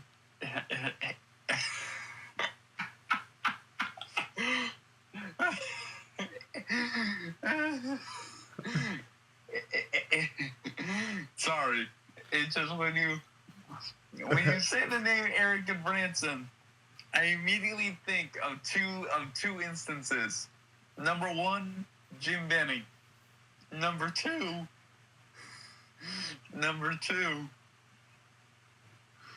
they get traded to the Penguins for a first-round pick. Oh my God! Don't remind me. Well, at least we finally free of him. God, what, God, what the hell are you doing, JR? Oh my goodness, that pained me. Even in the slightest, that pained me. And among that 2016 Panthers team, of course, there are retired players now. Yager's retiring after this year, as he is retiring on the team which he owns. Jussi Jokinen's retired. Brian Campbell's retired. Never forget his thunderous hit on R.J. Umberger in the 2006 playoffs. And the electric calls from Joe Beninati and Rick Jeanneret. Rest in peace, R.J. Yeah. Derek McKenzie used to be the captain of the Panthers then. He's now retired. Jerry Hoodler, who was part of that Find Away Flames team and those Red Wings championship teams of years past. And here's some names that are lesser known now, but were part of that Panthers team throughout that run in 2016. Oh yeah, I also forgot Mike Matheson, who's now on the Canadiens. Yep. Mr. Matheson. Yep. As I mentioned, some lesser known names. Garrett Wilson. He used to be part of the Penguins, by the way. Sean Thornton, Stanley Cup champion with the Boston Bruins. Jakob Kindl, used to be on the Red Wings. Greg McKegg, and his legendary name. Greg McKegg. Oh, what a name that is. And of course, now Stanley Cup champion as an executive, by the way, Roberto Luongo. Yes. He is now an executive with the Panthers front office, where he's an assistant to Bill Zito's front office, and whenever he's on Twitter, whenever he's on social media, he posts comedy. Well, that's good to know. At least he has a sense of humor. Yep. And it appears the Detroit Tigers are going to defeat the St. Louis Cardinals 5-4 at Busch Stadium. And the Tigers have been on a roll this year. They appear to be a team of destiny. Yep, and Riley Green, Kerry Carpenter, they're making sure that they each homered, and Green got the game-winning double that scored in Zach McKinstry. But I am in shock that if we're having a Comeback Player of the Year award for any MLB player, by far the early favorite is Javi Baez. Yep. Not even close at all. Javi Baez is having a career year, even better than his years that he put up with his Cubs years, or is matching that production from his Cubs years.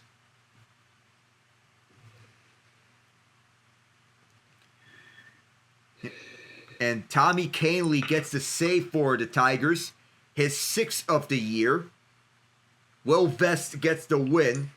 Of course, Tarek Skubal, the brilliant ace for the Tigers, getting the start And mind you, this is a Tigers team that is not even among the league average on payrolls. Yet they are thriving.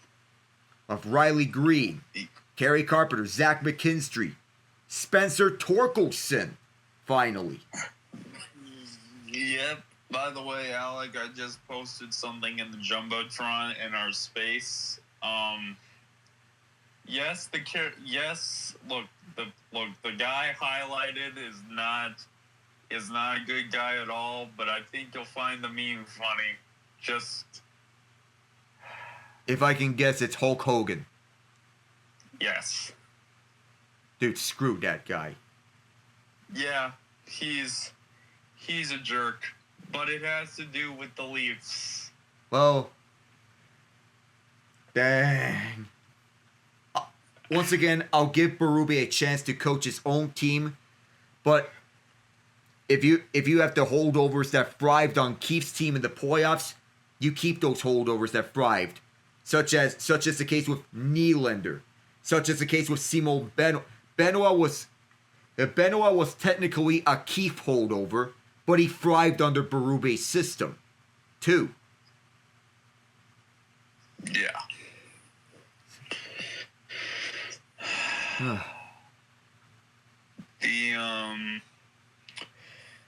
Yeah. I mean, right now the Hurricanes are in a world of trouble right now. Rod Brindamore needs to look at a different approach, because whatever the team's doing is not working, and I don't want to just give the excuse that it's Bobrovsky, but I mean, Alec, what else? When you have to score a goal by doing what the Hurricanes had to do, I mean, what else can you do? Not much. No.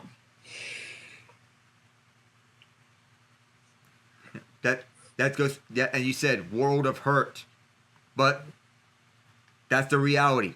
It's a world of hurt in Raleigh right now. Yeah. But we're used to this. Just hoping that it doesn't result in us becoming the New Age San Jose Sharks. That's worst case scenario. Well, see, here's the thing about the San Jose Sharks, though. I feel like there's a fundamental difference. The Sharks, from what I remember about those teams, they would falter because their coach wouldn't, because Peter DeBoer would never make adjustments. That's true. Either DeBoer or Todd McClellan. Or Tom McClellan, yes. Now, I can't speak for Brindamore. You could probably speak better. He does, if he sees something, he will change his plan, right? Yep, he does change his plan whenever he is in trouble. Okay. Mm-hmm. Yeah, that's what it is. That he's one of those coaches that it changes the game plan whenever there is something, and he can adjust to opponents too.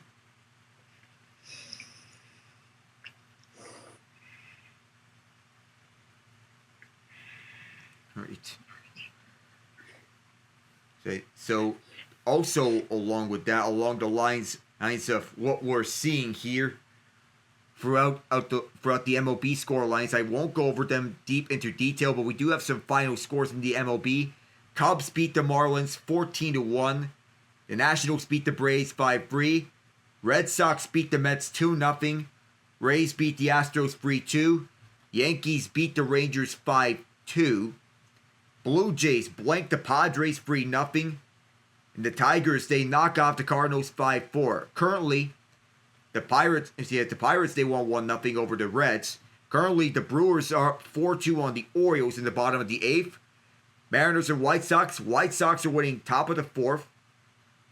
1-0. Phillies 4-1 over the Rockies to end the fifth. Royals, Giants, Angels, A's, D-backs, and Dodgers are all each scoreless. There's only one postponed game. That is Guardians versus Twins because of bad weather. The makeup date will be on September 20th because of the inclement weather.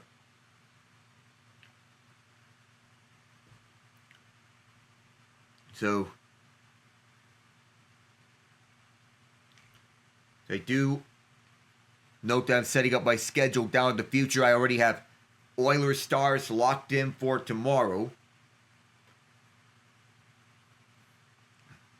And hoping that this time around between Game 1 the Canes and Panthers, we won't see much of the same movie from what happened 733 days ago in the 4-overtime marathon. Also need to note that Ryan Lomberg originally scored in overtime for the Panthers, but that goal was waved out because of a controversial goaltender interference call. It didn't seem that the Panthers got a lot of that goaltender interference. It appears that they were driven in towards the crease, Kyle White was. But no matter. He made sure to get the win. But they got at 1:54 in the morning, Eastern Time.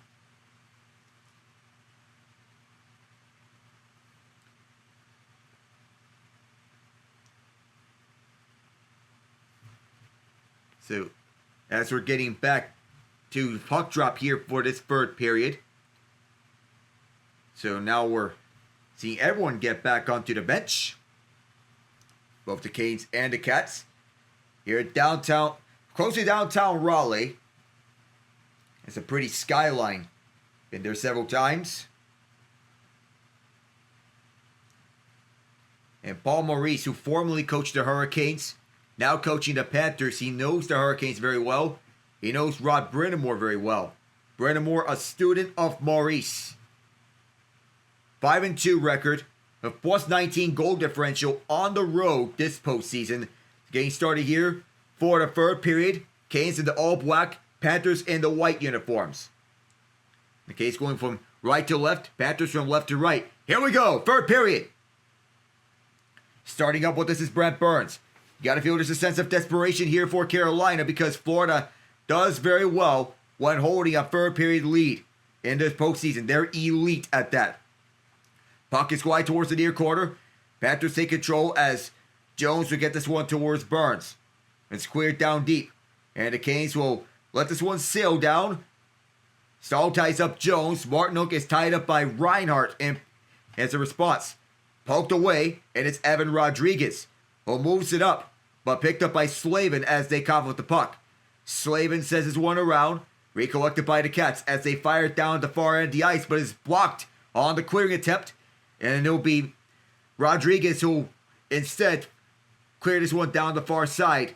They've won 27 consecutive playoff games when they lead through 2 periods. Brad Marchand flings this one around. Carolina will reset, and they'll take it down the near side of the ice. Jack Roslovic. Bobrovsky stops the puck. Played onto Taylor Hall. Back it around for Roslovic, who sails this one by. Let's sail this one by. Forcing. Roslovic kicked out by Bobrovsky. Hall pursuit. Ekblad keeping this one. Aaron Ekblad. Panthers can't get this one out as the Canes hold it. Roslovic around the far boards. It'll be recollected in near half boards by Hall. Back around to the right point as racing for the puck was Walker. Around the end boards. Roslovic sets up in front. And there's a tie up of the stick off Barkov. This will be cleared down the distance as Dmitry Orlov will restart with it. Orlov will slowly walk his way up. Orlov up the middle. Svetikov will win the foot race. Svetikov will set up right behind the net. Towards the right side. The pass didn't go through. Held inside by Slavin. Back down low. Pass Jarvis and out Aho. All the way by Slavin. Slavin's shot. Rebound loose right in the front. Better gets tied up. And Opie fans are angry wanting a penalty. We say 5-on-5 as Slavin directs it around. Jarvis cut off. The Panthers will pick this one up. And it's just bouncing around for the left circle. Jarvis gets tied up. And it made life easier for Bobrovsky to cover. Aho went down. Sustained pressure by the Canes as Roslovic centered up to try to set up at the net front. Stankoven gets tied up by Anton Lundell. Stankoven tried to break free with that, but that grasp was too strong. It's Garrett Rank.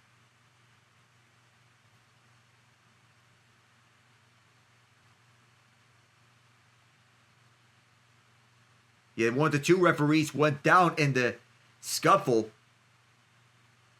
So, yeah, Kelly Sutherland went down, and he was hurt. So we don't know what is the status of Sutherland, but for the second straight game, Garrett Rank enters in as an emergency official.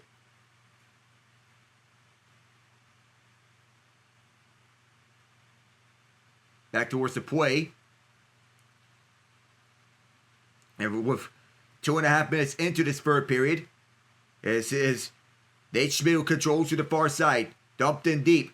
And a big blast towards the red line. Carolina controls it as Jackson Blake fires it deep. Bobrovsky pointed off himself to Nate Schmidt. Schmidt. The puck went off the glass on the clear as Kotkaniemi sends this one back over to Gostisbehere. The last 10 shots belonging to the Canes as Gostisbehere gets forced back. Fade towards the middle, went off a stick. Jordan Stahl towards the near corner as this one picked up by Stahl again. Chopped around the Canes will go back on defense. Back to center as the Panthers will move this one inside. Barkov gets fended off. And around for the near end boards as Rodrigues towards the goal. Anderson is stopped as Reinhart gloved it down towards the far corner. Reinhart tied up, trying to break free of it. Going back towards the left point. Screen right in front as this one could not be picked up by Barkov. He got held up. Gustav Forsling got in the way of Jordan Martinook. Forsling gets it was out. Towards the near corner as Stahl. Wheeling this one towards the near corner. From the pass. Set up in front of Stahl will set up Taylor Hall. Hall down towards the middle. Hall can't get by for the defense. And back around the near corner. Hall. Folks look this out towards the right point. Kent. Scott Morrow in his postseason debut will backhand it up. Too far for Roslovic as the Panthers will re-enter. Towards the Canes zone as looks to read it. That shot was blocked by Gostisbehere off his stick. He ties up his man. Morrow is tangled up from behind. And this will be cleared down by Hall. Race for this puck. Gustav Forsling ahead. It was iced. 4:25 into the third.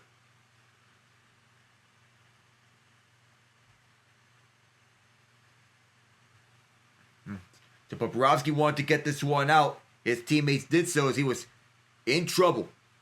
The Panthers almost got something up.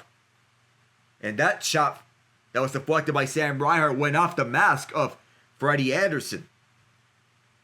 Face off to his right off the icing, and the Canes win it. Morrow picks it up. Scott Morrow flipped this one down. Oh, that's a penalty. That went out of play. Right over the glass. Aaron Ekblad saw it, and Rod Brittamore, none too pleased.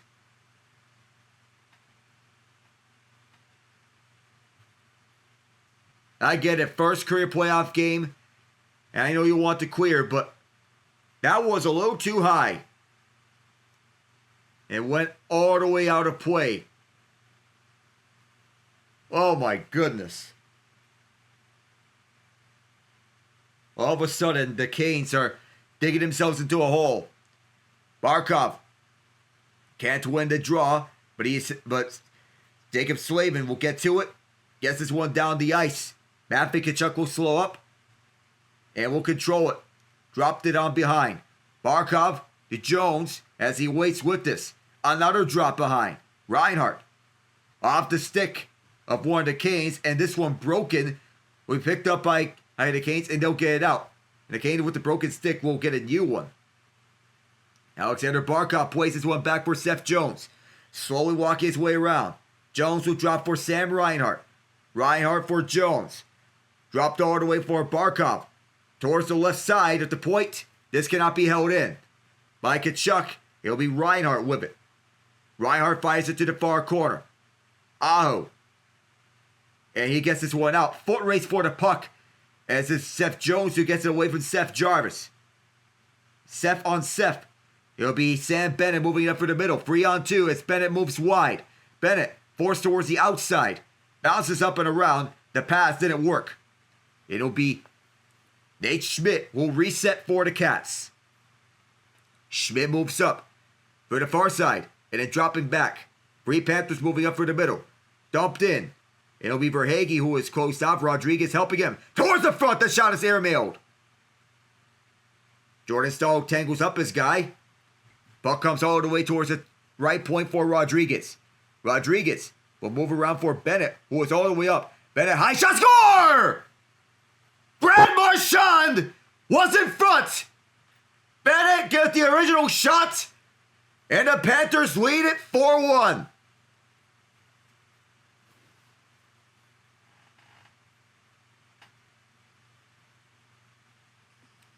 A huge screen in front. I believe that was Brad Marchand who was right in front of the net.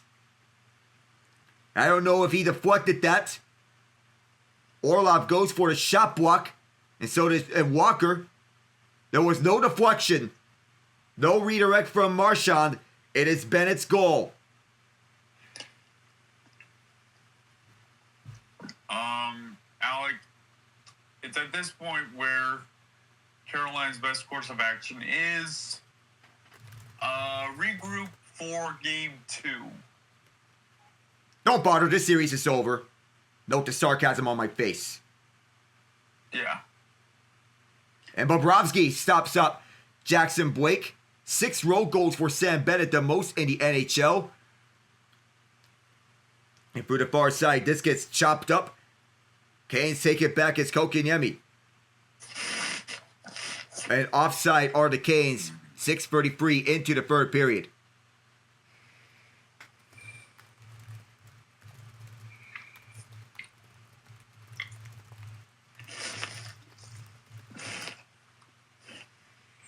So it's 4-1 Cats. The good news here, there's no 4 overtime heartbreak. Bad news, there's regulation heartbreak. Yeah. Brendan Moore has some work to do for game 2. Yep, a lot of work. More specifically, he needs to get them to hammer out those careless errors that they were making in the first period. And keep the puck on your stick blades. Yes. We need to prioritize this.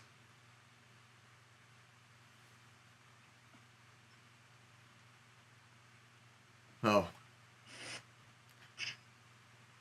At the very least, you got to eliminate those careless turnovers that you've been making all throughout this game.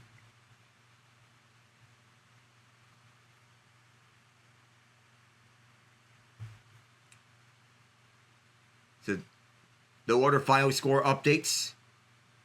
The Brewers, they're beating the Orioles at the bottom of the 8th right now. The most recent score being an infield single by Joey Ortiz that scored Sal Frelick on a throwing error by Jackson Holliday. And I love that up from the bottom is being used by the NHL on TNT for their Stanley Cup playoffs highlight reels. And I know the expression too well, the expression of pain.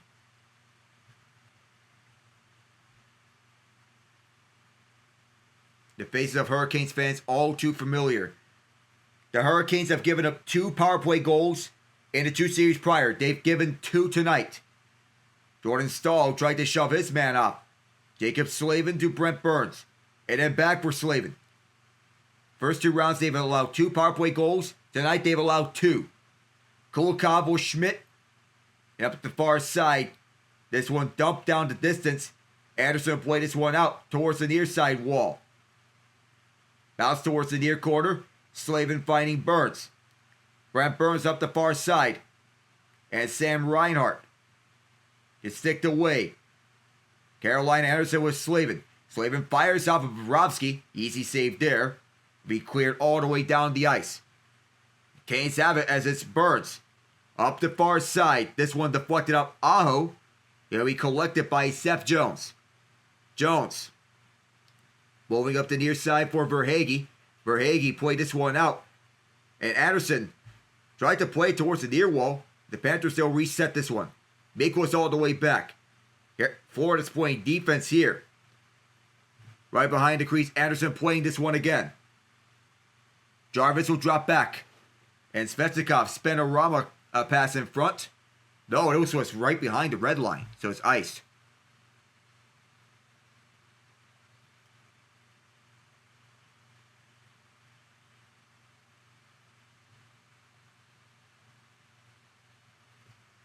So Sebastian Aho will start up at its own zone.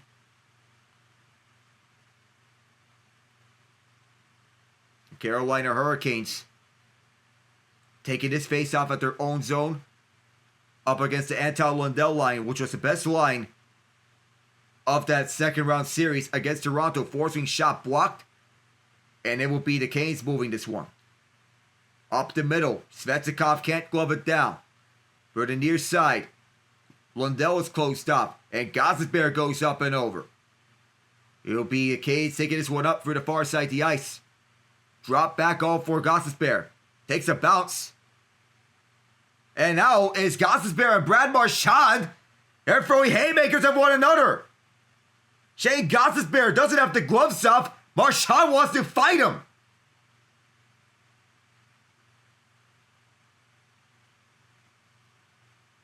Brad Marchand took a run at Shane Gostisbehere. And Gostisbehere was clearly not happy.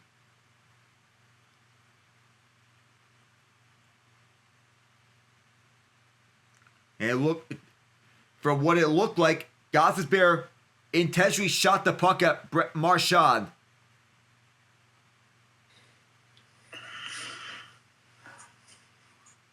Well, that's Brad Marchand for you. Yep. That's why I say, don't do that. That's what he wants. As all the action was unfolding, Gostisbehere, he intentionally shot the puck at Marchand. And that was a retaliation response. And Marchand dropped the gloves. He wanted to fight him. Gostisbehere never dropped the gloves at any point. He's giving glove punches towards him. And that's why Marchand dropped him at the end. And Gostisbehere was not happy at the slightest. When Marchand wanted to finish the hit, the officials are making a conversation at the penalty box doors. Oh. As Jordan Stahl and Aaron Ekblad get the explanations from Garrett Rank, our replacement official. Ian, if I had a nickel for every time Garrett Rank was named a replacement official and then entered into the game replacing an injured referee, I'd have 2 nickels. It's not a lot, but it's strange it happened twice. Sir, that explains those circumstances perfectly. It also means that he's getting a lot more ice time than he thought he was going to get. A lot more. What we're getting out of this is that Brad Marchand is getting a penalty, obviously, because of the scuffle. We imagine that Shane Gostisbehere is also getting a penalty for what started this.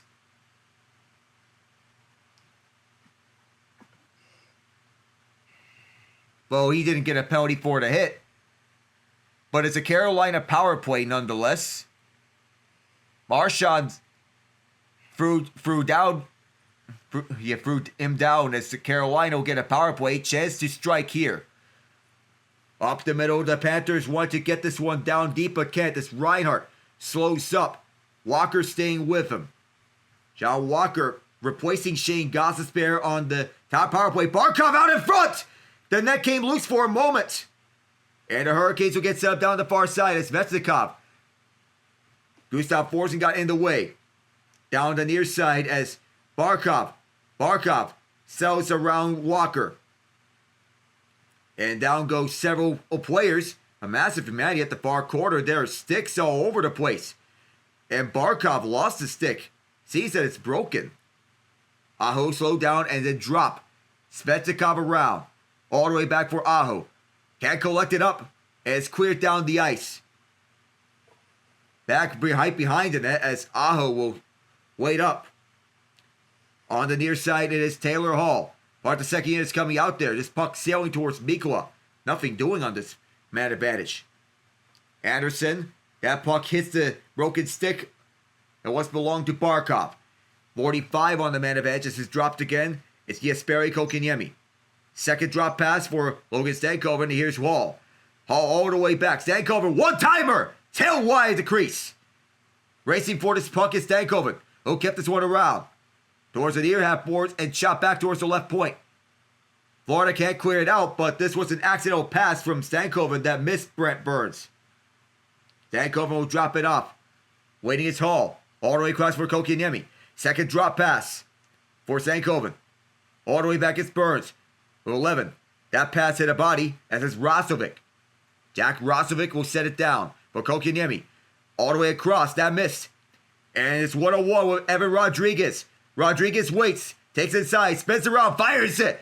Stopped by Freddie. Burns waits up and then delivers for Slavin. Around for Kotkaniemi. Jesperi Kotkaniemi sets up. Up the middle is Jordan Stahl. Stahl away at the far half boards. Forced wide. And this will not be an icing as it was last touched by Carolina. Verhaeghe will arrive first, but he gets boxed out by William Carrier. Slavin fakes out Sam Bennett. Up the far boards. Jordan Martinook will way along the far half boards. And sets back onto the point. Walker. Slavin waiting with this. Off Bobrovsky. Easy shoulder save there. Held inside by Martinook. And Carrier tangles up with his man. 9 minutes to go. Until it's all wraps, barring a miracle. Shot it around through the end boards of Slavin. Gets shoved. Svechnikov is back out there. Gets this out to center ice. The Canes will pick it up. 2-on-2 as Svechnikov enters in. He gets boxed out. Good. Up the far boards is collected up by the Canes. 4-1 our current scoreline. Svechnikov from Aho. Pass a little too far. He'll be settled back down by Dmitry Orlov. Swept around the backhand. Past Tomas Nosek. The Panthers pick it back up as this shot was blocked in front. All the way back are the Canes. Moving this one around to the near corner. Brent Burns to Dmitry Orlov. Orlov moves around for the far side past Barkov. Had 4 Panthers in the zone, so that there was nowhere to go. Ekblad takes it in. Partial 2-on-2 as this one fired off. Anderson the rebound free. That was swept wide. It'll be Kotkaniemi. Tangled up at the near corner. Jesperi Kotkaniemi sells this one back. Orlov couldn't pick it up. Reinhardt is onto the face.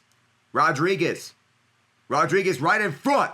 Nothing doing there is Barkov. But wait with this. Left circle. Kotkaniemi shuts him down. Slavin there. Up the far side. This one bouncing towards center ice is picked up by Ekblad. Aaron Ekblad sets this one up. But it's recollected by Walker.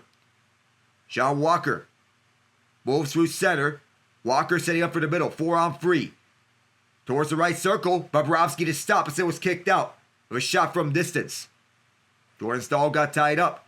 It'll be H.O. Lusterreeden. We'll scoop it up. And so this one down. Brad Burns. Burns fights around the far side. Panthers pick it back up. They have to wait because of the delayed offside. Anderson plays it behind. So that loose stick of Barkov is out there. Jordan Stahl sets it inside. Right off of Nico Mikkola. William Carrier right out in front. Never made his way through. It's Orlov. Fired this one wide. That was off the stick of Bobrovsky. And down low is Carrier who gets hounded by Jones. Carrier. Martino kept this one alive until there's the left point. Orlov, one-timer left side. Blocked in front. And here's a second chance. That's still wide. 6:25 to go as it is Orlov who resets. Orlov fakes the drive on Rodrigues. And Rodrigues still blocks it. That was Gadjevich. His stick is broken. So it's technically a 5-on-4. Orlov will send this one back. A one-timer. Can't get that one. And it'll be a 2-on-1 the other way. Reinhardt with AJ Greer. And nice play by Slavin to block that one off. Orlov, 6 minutes to go here in the third. Reinhardt shoves away his man. Svetikov tried to drive one of the Panthers towards the boards. And one of the Panthers gets driven down. Outside the cage. Rodrigues sells this one down. Evan Rodrigues for the far side. He blows a tire. Puck is sent around for the end boards. As it is 2 sticks right behind Freddie Anderson. Where does broken lumber come from? You would have there are 3 broken sticks on the ice. I could buy 3 pieces of lumber from Lowe's all day. That's as the Canes, they try to re-enter. The drop pass never worked. Too many Panthers there, and he'll re-enter back with this.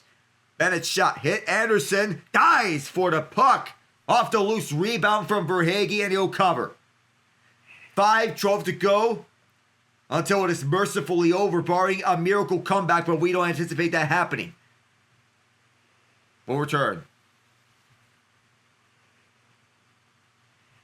Well,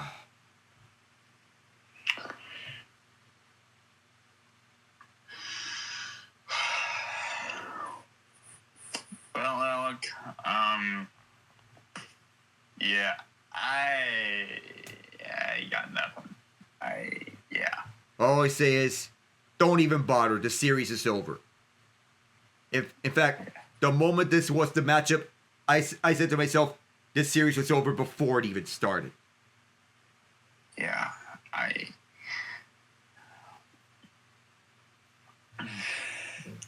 It may be sarcasm or not, but if the Panthers do end up winning the ECF, then it might end up being the truth. Yeah, I mean, we've been saying it before the series started. Florida's bigger. On top of the speed they have, they're just bigger than the Canes. You know, they're able to throw their weight around.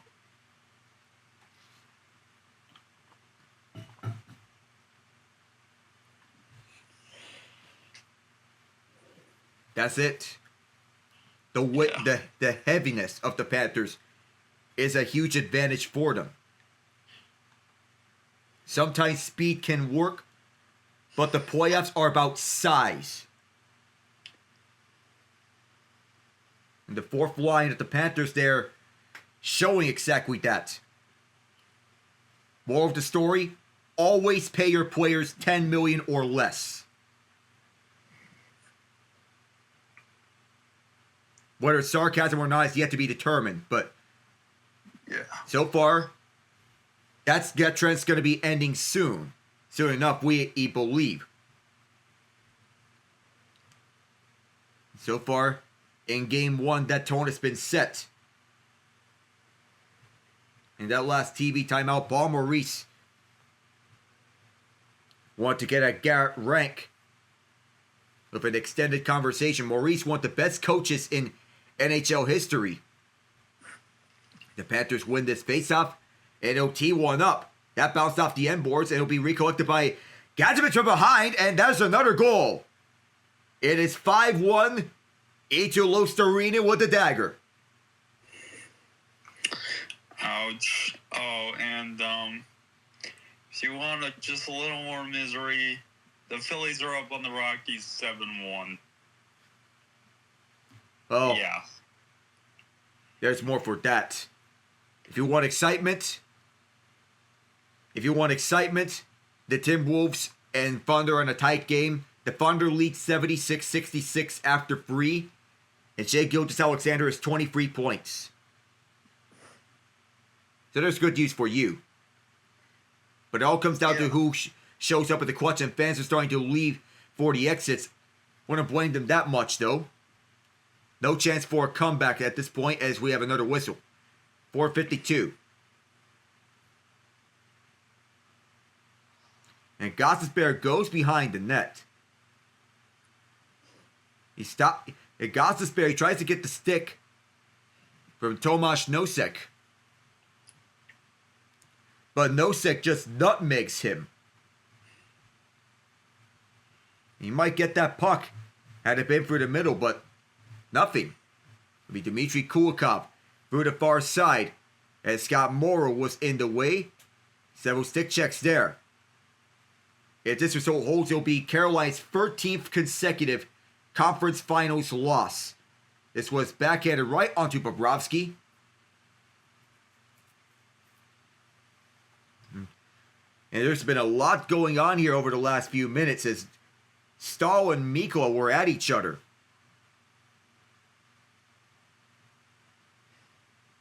That was a lengthy sequence between the two of them. As Stahl was going after everyone. As those are a lot of time of shoving right after everyone. The building is mostly emptied. Want to blame them. That's the 5th Florida goal. As Gostisbehere shot, made its way to Bobrovsky. And from here on out, it just wait for the end to happen. So meanwhile, it is 79-69. The Florida Panthers, of course, they're up big. The Oklahoma City Thunder, one of the best teams in the clutch. And the Minnesota Timberwolves have been one of the worst teams in the clutch this postseason. In the meantime, so there was a penalty here. Gadjevich. That's 2 for roughing as he was going after the rookie, Scott Morrow. Come on. That was a little extracurricular, but come on. Don't go after the rookie like that. Ugh. No. But given this a power play, this late in the game,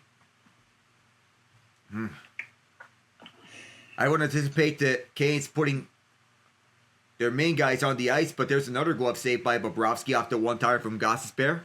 4:10 to go here. And Anthony Edwards with 18 points. Julius Randle stuck at 20 since the first half. J-Dub with 15.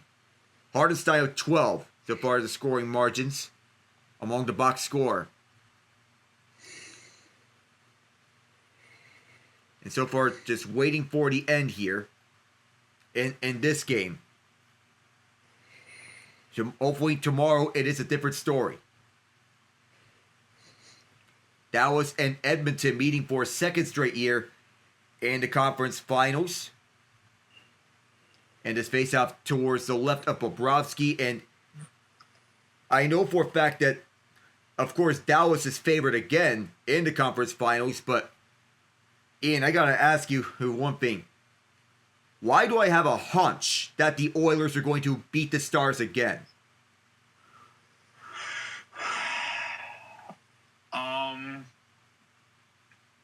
I don't think it's a hunch, Alex. I think it's just because their coach is Peter DeBoer. I mean, let's face it. Peter DeBoer is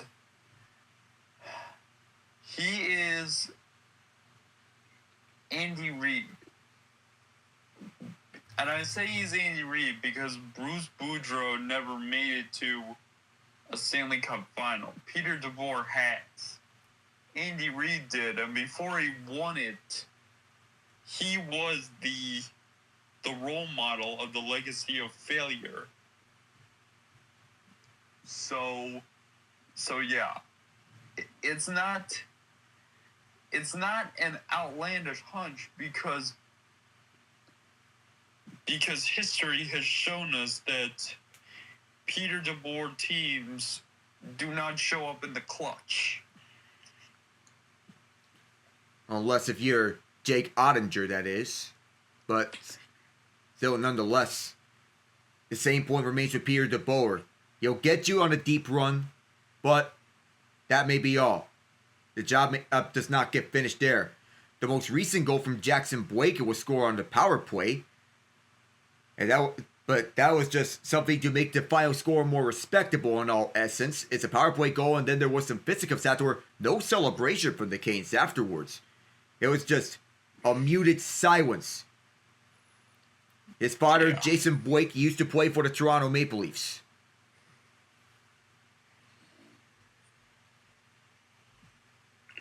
And late in the third period, going to break, 3-1 until it's over.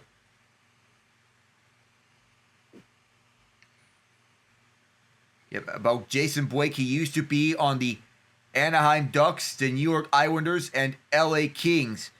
He used to be a 40-goal scorer in 2007 with the Islanders before he landed that steep contract with the Leafs. Oh.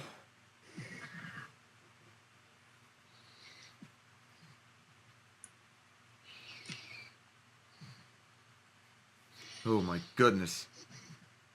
At least it was... Well, at least you can talk about other things here, such as baseball or the Olympics. Well, at least if you're the Rockies, I know you're about to lose this game, but you didn't lose as bad as the Marlins did. Some positives, maybe? Yay? No. It's No. not saying much, no. No, and because right now, Alec, they're in the same spot as the White Sox last year. You know that, right? They're in the same draft lottery debacle that the White Sox were. Oh, last yes. year. Man. Worst record in the MLB, and they can't pick higher than 10 Oh. because of draft lottery rules. The NL, in the meantime, is a bloodbath. The Rockies are not in that bloodbath. Because the top six, Philadelphia, 29 wins. The Dodgers, 29 wins. Cubs, 29 wins. Mets, 29 wins. As we are getting back underway here, Giants, 28 wins. Padres, 27 wins. And right up to them are the Cardinals, 27 wins. Except they are 27 and 22. This postseason field, this field in the NL is stacked. And meanwhile, the Rockies have 8. Huh. Because Yeah. they're the Rockies, and Dick Monfort doesn't know what he's doing. And the Canes have it. Yeah, I mean, good lord, he actually spends money once in a while, but he's as incompetent as Bob Nutting. So now as we have the Canes net empty, I doubt that the Panthers will give up one here at the 6-on-5 situation, as is held inside by Carolina for a brief moment, and that is swept away by the Canes as they look to enter inside again. Jarvis, shot away by Reinhart, cleared out the center, and the Canes will fire it around through the far end boards. Rush for this puck. It'll be Jarvis. Reinhart on his face. Svechnikov now. Andrei Svechnikov. To Jacob Slavin. Shaw Walker waits up. Towards the top of the left circle. His shot was stopped by Bobrovsky. Held alive here as Slavin kept this one along the rim boards. But the near side. Yes, Barry Kotkaniemi all the way towards the right point. And no matter what happens here, Florida once again setting the tone here. They have won game 1 of each of their previous conference finals appearances. And this one's going to be no different. They're undefeated in the conference finals, a perfect 3-0. 1996, 2023, 2024. And the Canes will reset while we get up through the far side. And this was a masterful game from Florida. They clog up the defensive lanes, and whenever Sergei Bobrovsky is faced with a high danger chance, he made those stops. It took some fluky bounces on both of Carolina's goals. One on the goal that went off Aho's skate, and the other right off Jackson Blake's stick when he wasn't trying to get a deflection. Slavin's shot went off a stick. They have 27.1 more seconds of this before it is over. And I imagine that Florida Panthers on the road, improving to 6-2 on the road. The Hurricanes will in turn get their first home loss of the postseason and their 13th straight conference finals loss. Now Freddie Anderson back in the crease, because there's no longer a situation in which you'll need the extra attacker. The game is already over. Shane Gostisbehere just froze one on the net. It's backhander by Carrier and a put away by Bobrovsky. He's had to make several excellent saves here late. And it looked like Tomasz Nosek made a stop. The former Vegas Golden Knight played both wing and center on Vegas. And Carrier gets a good chance. Both of Florida's past 2 wins have been in dominating fashion. On the road, they have won their last 3 games. And the Panthers, they'll attempt to clear. This is held along the line. Why not stoppage? I want to have this go on so that there'll be not a slow and painful death. But Carolina, they'll get another opportunity here at home. But very rarely have they lost here at home in the Rod Brind'Amour era. As Gostisbehere sends one down, the Florida Panthers will not need 4 overtimes this time around. Instead, they'll need just regulation. It's 5-2, the final score in the opening game of this year's Eastern Conference Final.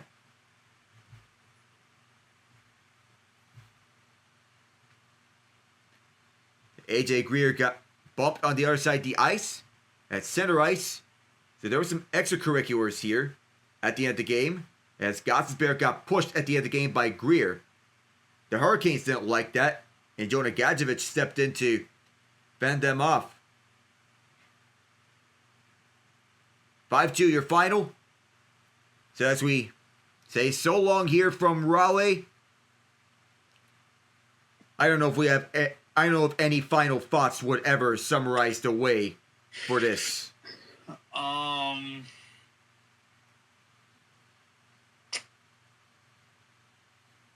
Yeah, I got nothing. Yeah, me neither. Just all right. Yeah, nothing is. Just go ahead and regroup for game 2. Just regroup, come back stronger. Yes, sir. All right. Talk to you soon. Yeah, until next time.